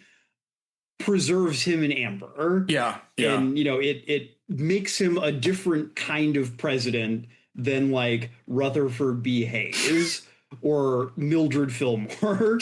Right. You know, he is now one of the, like, despite, you know, again, historically speaking, like a fairly wan, like, record of like legislative accomplishments. Right. Yeah. You know, he is now one of the great presidents. To the point where, like, again, yeah, do you remember like seeing people like argue that, like, oh, if John F. Kennedy was alive today, he'd be a Republican, actually. Like, this desire, like, on all sides of the political spectrum to, like, claim him because he is a martyr. Yeah. And the way that the photograph, the need to preserve him, or the way that doing violence to him preserves him, I think is also a really interesting parallel there. Yeah, and I think that's a good way to describe it too. It's like the fact that this violence happened preserves him. So like, yeah, entering history is violence, and yeah, it's like that like is the thing that keeps him there. Yeah. Like, do you want this? Right. Yeah. Do you want this to happen? Yeah. I think one of the things that's interesting with Kennedy is kind of thinking, like, how much did he actually want to be president? Because he was, you know, again, he became president basically for oh my gosh, not sweating Jimmy on Cox TV reasons, like wrong kid died. Well, that, and also not sweating on television. Yeah, because compared to Nixon, yeah, like they're like, wow, that Kennedy is so collective. He's not sweating as much as the feral Nixon. Yeah, so,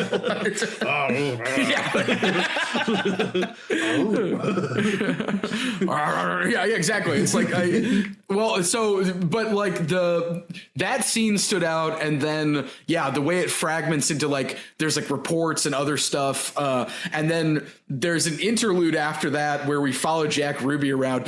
I also didn't know that Jack Ruby was so much of a speed addict, because he's taking like an anti-fat pill. It's a weight loss pill, a weight loss pill, but it's basically just amphetamines, and he takes them all the time. So like, because I guess you could just do that, but so it follows Jack Ruby around, but then it like splinters again when he shoots Oswald, and we get like an actual like transcript of, I think, the news recording of him being shot. So and I wouldn't be surprised if those telegraphs were real too.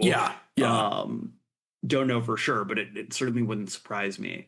And but I also go ahead. Well, to go back to your hysterical realism point, I think it's important that he ties in like real documents into this sort of accounting, because I think, as you're saying with hysterical realism, it does like include everything, and so it includes like factual details as well as subjective renderings of what happened.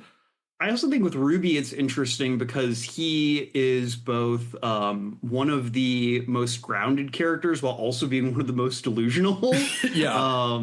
You know, basically he is talked into doing this into shooting Oswald by like a mafia connection because he's in debt, right? He owes money. They basically offer him a loan of $40,000, which is like everything he owes in back taxes.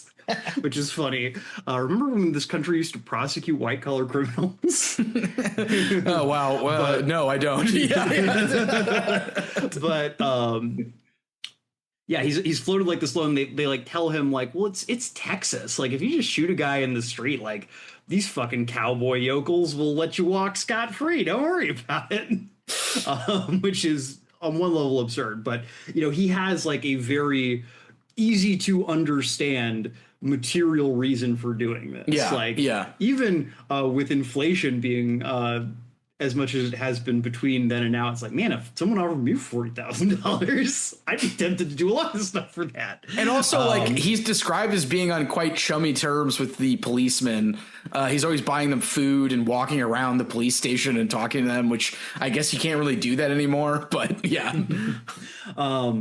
But he also like has these like, frankly, like I mean, maybe a little more understandable in like 1960, whatever, when we're like less than 20 years out from the Holocaust being unveiled. But he has these like paranoid delusions about like Jewish persecution. Yeah. And basically, like when he is in jail at the end, like he's imagining that his shooting Oswald is actually like leading to pogroms in the streets of Jews. Well, and then he's like, I've become Oswald. And again, with this sort of celebrity thing, like he's twinned with Oswald for doing this, and they like become the same person, just like Oswald is convinced that he's becoming JFK as he's like about to shoot him. Like there's this like, yeah.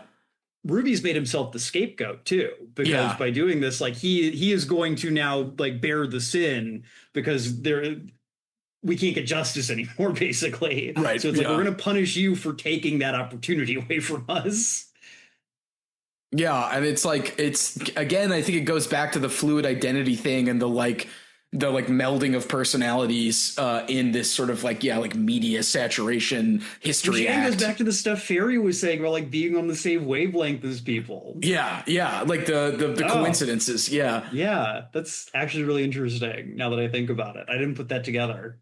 Well, like again, I think his book is just so tightly constructed in a way that like all of these themes seem to speak to each other with, again, like not being too like beating you over the head with it. So, yeah. No, like it doesn't feel mannered. Yeah. It feels very well crafted without being mannered, which I think is a very like hard needle to thread. I thought that the actor that played Jack Ruby in the movie JFK was Bill Murray, and I looked it up later, and it's actually his brother. So I can't even imagine what Jack Ruby as Bill Murray would be like, because I was like, is that Bill Murray? And I had to look up the actor. But anyway, so. Well, speaking of which, do we want to? Is there anything else we have to say about the book? I loved it. Dessert. Yeah, I loved it. I think I've turned around on DeLillo. I feel like it manages to say a whole lot without being super over obvious, which I appreciated also. So yeah, no, I mean, this definitely feels like a book that respects your intelligence as a reader, which sometimes with literary fiction, there are people can get very worried about like the themes not coming across right. And I appreciate like that DeLillo, at least in this book, appears to be able to just kind of be like, you know what, I'm just going to write my book and I'm going to let people do their own research. What do you think it means? Yeah, what do you think it means? You must decide. Remember your fallen author. Yeah. Okay. Well, listeners, definitely giving this one a recommendation if you haven't read it yet. Yeah, seconded. But before we close out, it's time to have a little fun. We're doing another exciting instance of The Infinite Libraries Goes to the Movies.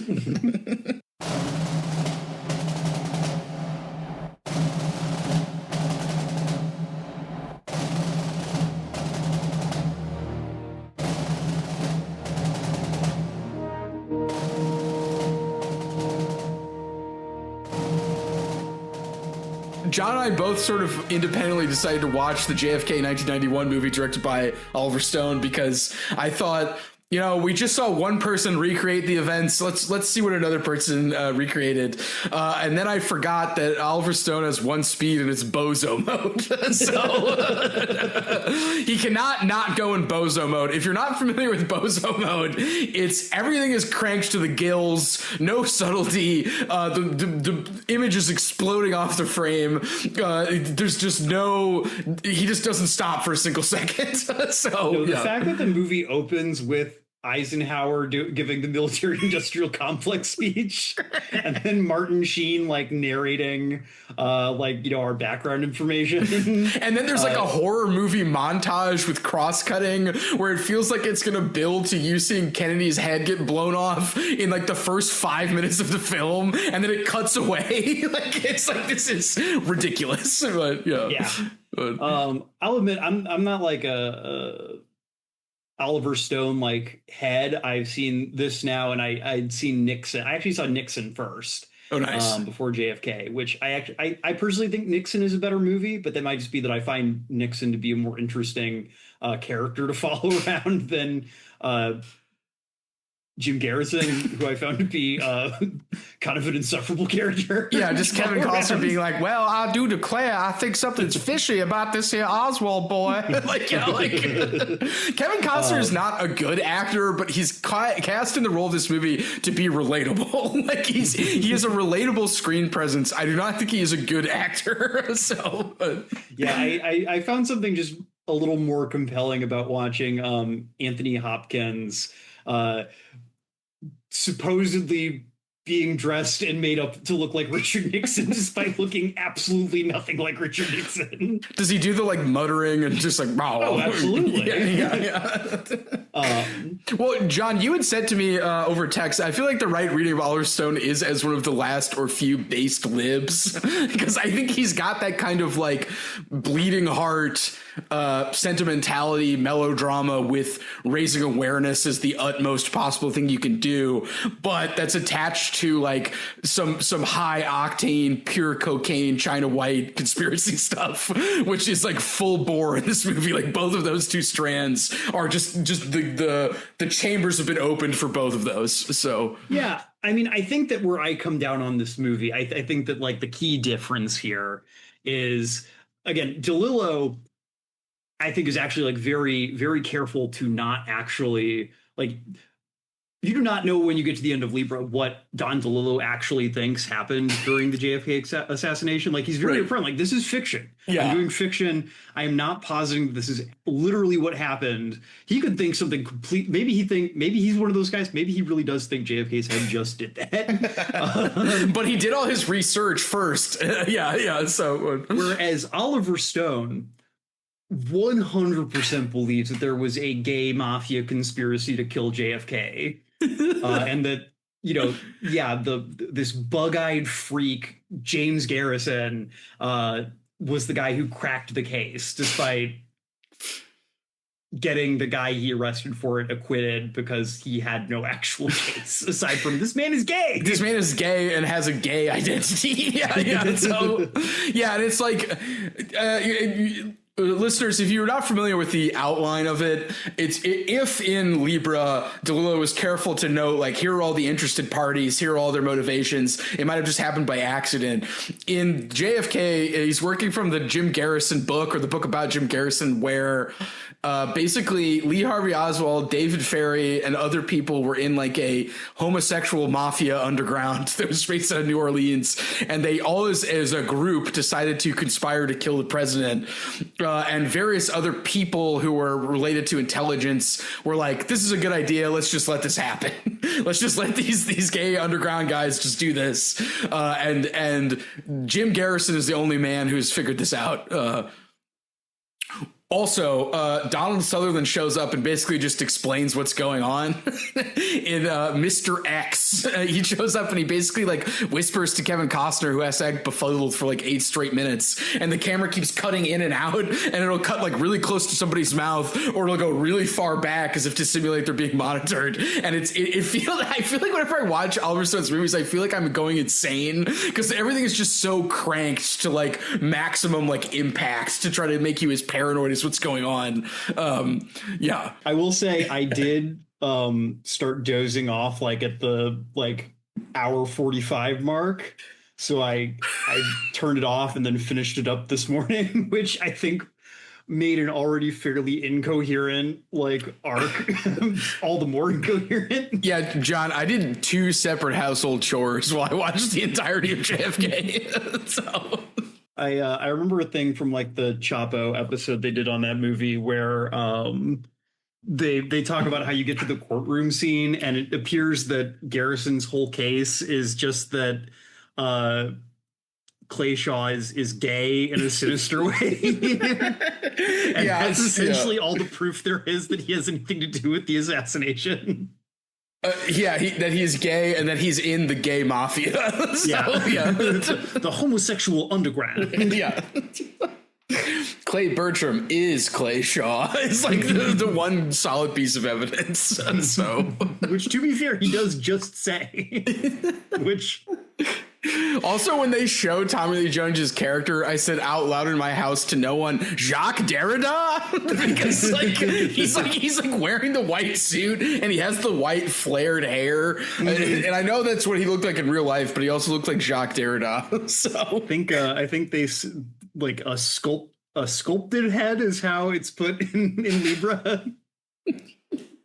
That Don DeLillo flair for description. Yeah. So, I mean, I definitely think that there is like a fruitful line to be drawn between this and the movie. Yeah. And that, like, this book is very much, I think, about, again, like we were just saying with the thing at the end, it's like DeLillo is not actually presuming that he is telling us something true. Right. Yeah. He is very upfront that, like, he is extrapolating, he is embellishing, he is inventing. Whereas, I mean, I'm sure that if you asked Oliver Stone, like, you know, did you embellish some things in JFK? He would say, absolutely. Like, it's a 3-hour-long movie already. I can't do everything. But also, he clearly does believe that Clay Shaw and the homosexual mafia killed JFK and that Jim Garrison is a hero. Yeah, and they killed him because they hate him, not because, and because they're mad about the Bay of Pigs, which is also in DeLillo's thing. So yeah. Well, I think that one thing DeLillo does a really good job of is showing, like, the way that there are different factions who, like, kind of all want to do this for various reasons. And, like, some of them are, like, not super jazzed on, like, killing the president so much as just, like, trying to wing him, you know, but, you know, eventually, like, everything just kind of spins up and all of a sudden, like, no one's actually in control anymore. Yeah, the plot has taken a life of its own. Yeah. Whereas I think because he's using the Garrison investigation as his jumping off point, Oliver Stone, like, really has to focus in on that David Ferry Clay Shaw connection. Yeah. Which is spurious. To say the least. Again, because Jim Garrison was a bad lawyer. He did a bad investigation. I love how in the movie that, like, the mind virus of JFK interest starts infecting people in the movie one by one, because at first it's Garrison, then it's like Garrison's team, like then fucking Mr. Spook himself shows up, Mr. X. It's like it permeates out through the movie. And then they try to Pontypool you at the end when he looks at you directly into the camera and says, "It's up to you." Well, and it worked because there was a committee that was formed to, like, I don't remember what it was called, but it was a direct result of the JFK movie, like a White House committee for, like, talking about the assassination. Like, who knows if they ever did anything, but, like, it worked in terms of, like, making more people get the Pontypool virus, I guess. But, you know. I do love that scene. Sorry, not to go back to the movie, but I love when, like, the judge objects to them using the alias as, like, their evidence. And he's just like, that's the whole case. Well, and he goes, "Bottle your acid, Mr. Garrison," like, which is just such a great thing for a judge to say. Bottle your acid. Yeah. So. That Warren Commission was picking that shit out of pepper. Yeah. Well, I don't think that was the case, Your Honor. Yeah. If you'll recall, immediately says bullet point number 1 for JFK research. Bullet point number 2, there's no way he could have made it down the stairs in time and had a Coke. Like, yeah, so. Yeah, the right he, but the wrong ho. John Candy's character is the best. I don't know if there's whatever the like I aspire to be that cool. Stop tap dancing on my head, Daddy-O. Who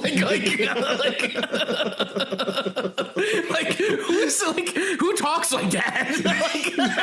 I'm fascinated by this apparently beatnik, like, Louisiana lawyer. Yeah, just corrupt, obese, just talking like he's like doing beatnik poetry. Yeah, but apparently also went to law school with Jim Garrison, so is, like, 45 years old. Yeah, I like that Jim Garrison is like the normal one, and he was like the whatever law school turned him into just like a jive talking. Yeah, like always wears his sunglasses indoors. Yeah. In court. Yeah. I also like that in the scene where he screams at Kevin Costner, there's a single shot with his sunglasses off to know he means business, and then in the very next shot they're just back on. Like you don't see him like put them back on. Yeah, they're just immediately back on. He's like, "Good day, Mr. Garrison." His Marine buddy said he had the maggot straws. You know what that means? He was bad. Yeah, he has to explain his own lingo because no one knows what it means. That's Huey Long, too. Like, he's not just some guy. He was bad. Yeah. He was bad. I'll tell you. Yeah. And then he's like, JFK's dead on this crab meat. He's like, put the crab meat down.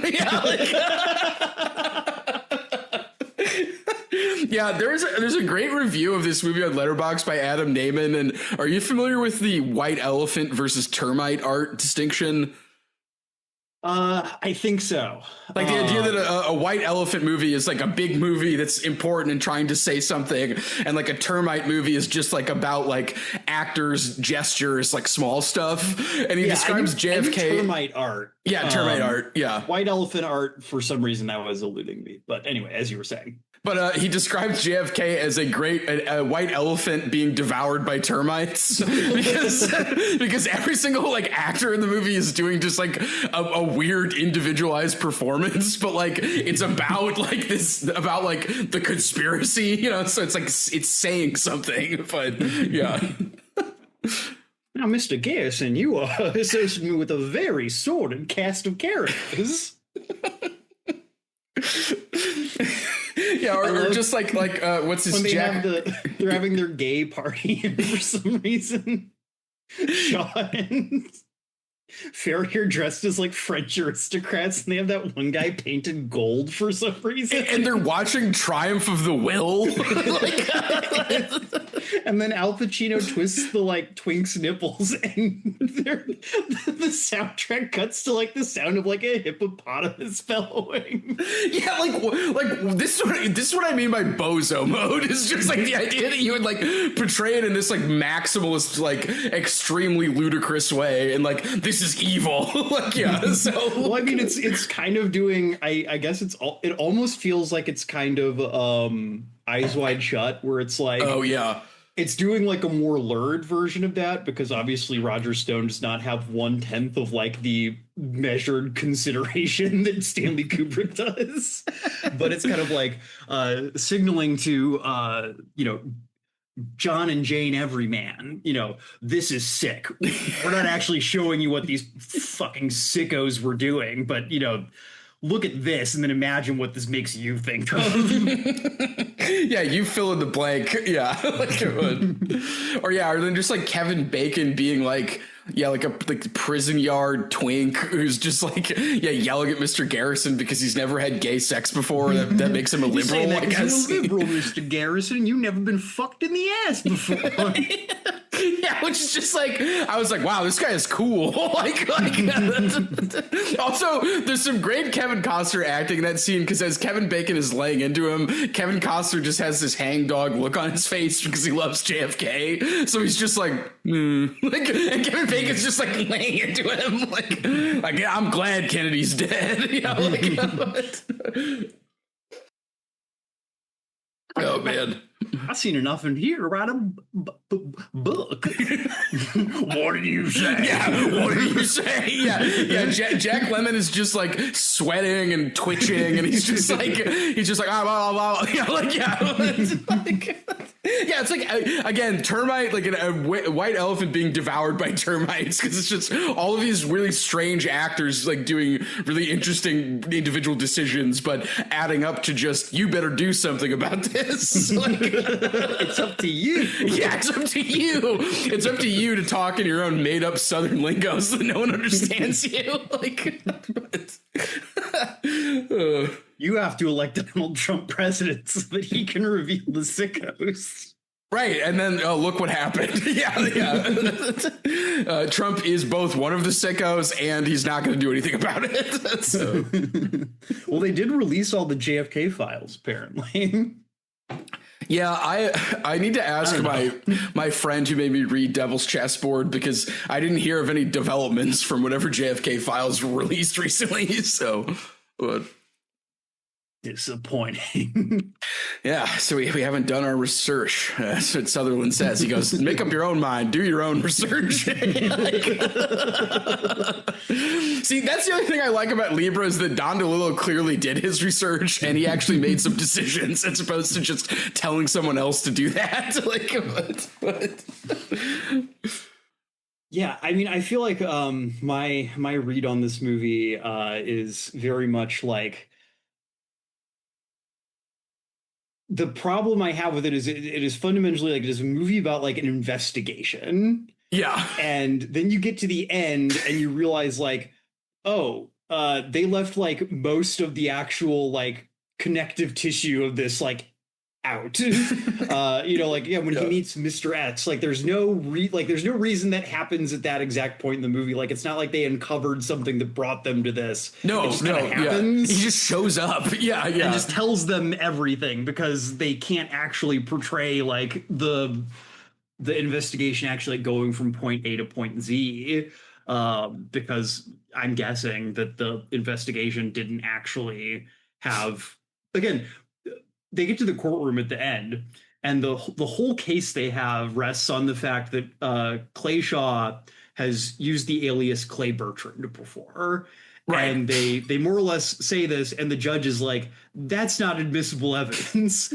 And Kevin Costner, like a petulant child, like yells out, but that's the whole case. Yeah, and it's like he perjured himself, which means that they could get him in there and show that he met with Guy Bannister because they're all based out of the same office. I find that Gary Oldman's portrayal of Lee Harvey Oswald would be really interesting because it seems like he went through great lengths to make him sound vaguely Russian. Did you notice this? Mm-hmm. Like anytime Gary Oldman is speaking, it's like he's speaking in a combination of like Russian inflected Southern drawl. So it's like over enunciated. And like, I don't know if Lee Harvey Oswald like sounded like that, but I thought it was a strange choice. But yeah. Yeah, no, I liked that. We don't actually see a lot of Oswald in the movie. Yeah. But I think it actually does do a good job like showing, oh, this guy was a weirdo. Right, he's a weird this man. Guy was this like person who you can understand like why people think he did it. Yeah. OJ, this is not. Well, and the great thing about this movie is it gets right the paranoid reading. In fact, I would say the whole movie is just cinematic portrayals of the paranoid reading because multiple times characters will show up, start explaining to you details, and then the movie montage like creates the paranoid reading where it just shows all of these connections as they're happening and shows you the thing that's implied by these connections, but which there's no smoking gun for. I think it as a result, I might have already mentioned this, like did cause there to be a committee in the U.S. government to investigate the conspiracy to kill the president. So it had a raising awareness effect. It also may have given people brainworms permanently regarding these issues. So really, at what cost again with regards to this movie? But well, I think that the movie is actually sometimes at its most interesting, like as a whole document. Obviously, we can talk a lot about the way in which individual performances are very interesting to the point of kind of like overshadowing the movie as a whole. Right. But I think the movie is actually most interesting, like as a character study of a guy losing his mind in James Garrison. Like the movie takes a very different cast if you I'd love to have someone like do an edit where they just change the music up a little bit, and the takeaway we're supposed to get is that this man is a maniac. Yeah, like they're playing like Looney Tunes music or something like during the editing sequences. Yeah. Because there's the speech at the end of the courtroom where, the music is swelling and you're clearly again, he looks directly at the camera and says, you have to do something about this. And it goes on for far too long, that whole speech too. Yeah. Yeah. And there's this thing where like, it feels like based on the way the scene is set up, like Oliver Stone wants you to feel inspired by this. He wants you to like take this seriously, but it's a lot more fun if you're like, this guy is a lunatic who has driven himself insane over the course of years of fixating on the JFK conspiracy. And there are all these, like, again, kind of like the scenes with the mom in Libra, where like he's talking to his wife, and it's clear that like he is so obsessed with the JFK assassination that he like is ignoring his children, and like she's thinking of divorcing him. Yeah, and that was when I started looking at my watch, because it's like, yeah, I know this is supposed to be in here, but I don't care. like yeah, so. And you know, it's one of those things where like you can tell that we're kind of supposed to be like, oh man, they don't know the sacrifices he's making for them, that he wants them to live in a safe, true America. But it's like, again, if you just change the music up a little bit, if you just make some subtle shifts in the editing, it's like, oh, this is the story about a man ruining his life for no reason. Because he gave himself brain worms. He did the research. So yeah. So I don't think it's as good as Libra, but it was fun. Well, and it was fun to compare to like what stylistic changes Stone did versus DeLillo in terms of the presentation, and it felt like it was nice to cross-reference stuff. Yeah. Well, and I think watching two artists like at some of like at the top of their field, having very different reactions to the same event. Like, it wouldn't surprise me if like Oliver Stone and DeLillo are around the same age. I think that's about right. Yeah, I want to say maybe, but there's definitely like an element here of like, or again, comparing this to how, I mean, obviously this is not like the focus of that book, but the way that Samuel Delany describes the thinly veiled JFK assassination in Nova. You know, these are three men who lived in, you know, the same times and experienced this event, but had very, very different reactions to it. And, you know, created artwork out of it that has very different things to say about like the human experience and condition based on their reaction to that event, or just how they read that event in retrospect. Yeah, and what it means to history. Yeah. So I was trying to think of like other events like the JFK assassination, either American or otherwise, because I was trying to think like what else could you like not necessarily write a book like Libra about, but like, are there any other events I can think of that like I can pick out distinct works of art about like this thing that doesn't like have like an objective historical answer? You know, there are obviously like multiple movies about like George Washington or about the signing of the Declaration of Independence, but those don't have that ambiguous character to them. Now that I think makes this like such a you know, the JFK assassination becomes this kind of hall of mirrors where you can see all these things you don't expect, because there is this mysterious like transcendent quality that other historical events might. And the only thing I can think of is probably 9/11, at least in the American context. I'd be interested, you know, if any of our international listeners can say anything about other events maybe in your own countries. I'd be very interested to hear. Well, I do know the sarin gas attack in Japan had quite an impact, but I think they know who did that. So it's not quite that it was unresolved. It was more just like the traumatic nature of that event, I think, had quite an impact. But the only thing that's maybe coming to mind for me is the assassination of Olof Palme in Sweden, which took place, I think, in the 70s, but was again kind of another thing where, you know, the prime minister of Sweden was killed somewhat like in broad daylight, or I think it was at night, but you know what I mean, like in public. And the guy who they said did it like was kind of sketchy about like the facts don't quite add up.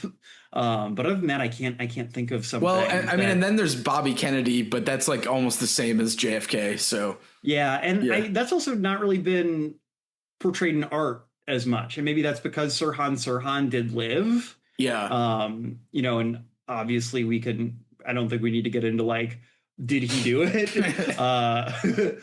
But that does kind of, again, I think that the thing with JFK is the fact that the perpetrator died And so we never kind of got the Answers. full accounting of what happened. And that's similar again to 9/11. The people who did it did not survive the Right. Yeah. the doing of it. And so, you know, there is this thwarted sense of justice that leaves all this this hurt, this like unprocessable trauma that we have to keep returning to. Yeah, and redeemed by art. Yeah. Oh man, what a book! Yeah, what a book. Thank you, Mr. DeLillo. Well, I have to read more of your stuff. Yeah. I don't know where I'm going to go next with it, but much to think about. Well, listeners, this was the conclusion to our summer season. We hope you enjoyed what we are kind of retroactively referring to as the summer of bad vibes. Yeah, bummer summer. Yeah. So. But I know Ben and I are both really excited for next season. We're going to be doing some kind of slightly different stuff. We've really been enjoying kind of doing this mini series format like we did for the Chaban and the 2666. So we're actually going to have 2 mini series coming up in the upcoming season with some one-offs in between. We're going to be starting with a series on the Lord of the Rings trilogy, which we're very excited for. The old classics. Going to go back to those. Exactly. And then after that, we are going to be doing kind of a first, last, new series on Pynchon. So we're going to be reading his first novel, V, his last novel, Bleeding Edge, and then his newest novel, Shadow Tag. Shadow Tickets. Yeah. Shadow Ticket. Thank you. I keep saying Shadow Tag for some reason, and I don't know why. I'm excited to read Shadow Ticket. I think you, me, and everyone on Twitter is going to be reading it at the same time, which I can't remember the last time that's happened. Hopefully you listeners will also join us. Yeah, so we will be back in 2 weeks' time with our episode on The Fellowship of the Ring. Yeah, so if you like us, give us a follow on YouTube or Spotify. We're also on Blue Sky. And yeah, if you want to email us about anything you'd like us to cover or get any feedback, feel free to shoot us an email. infinitelibrarypod@gmail.com. As always, we thank you for listening, and we hope that you will continue to do so in the future. Yeah, stay cool out there and Semper Books. Semper Books.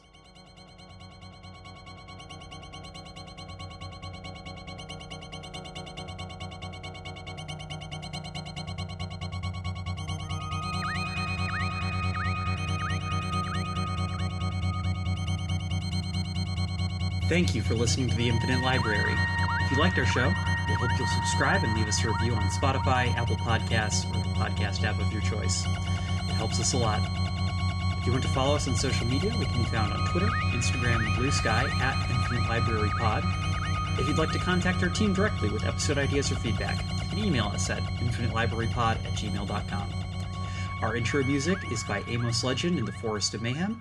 Our outro music is by DJ Daggy Diggs, and our logo was created by Lars Noir.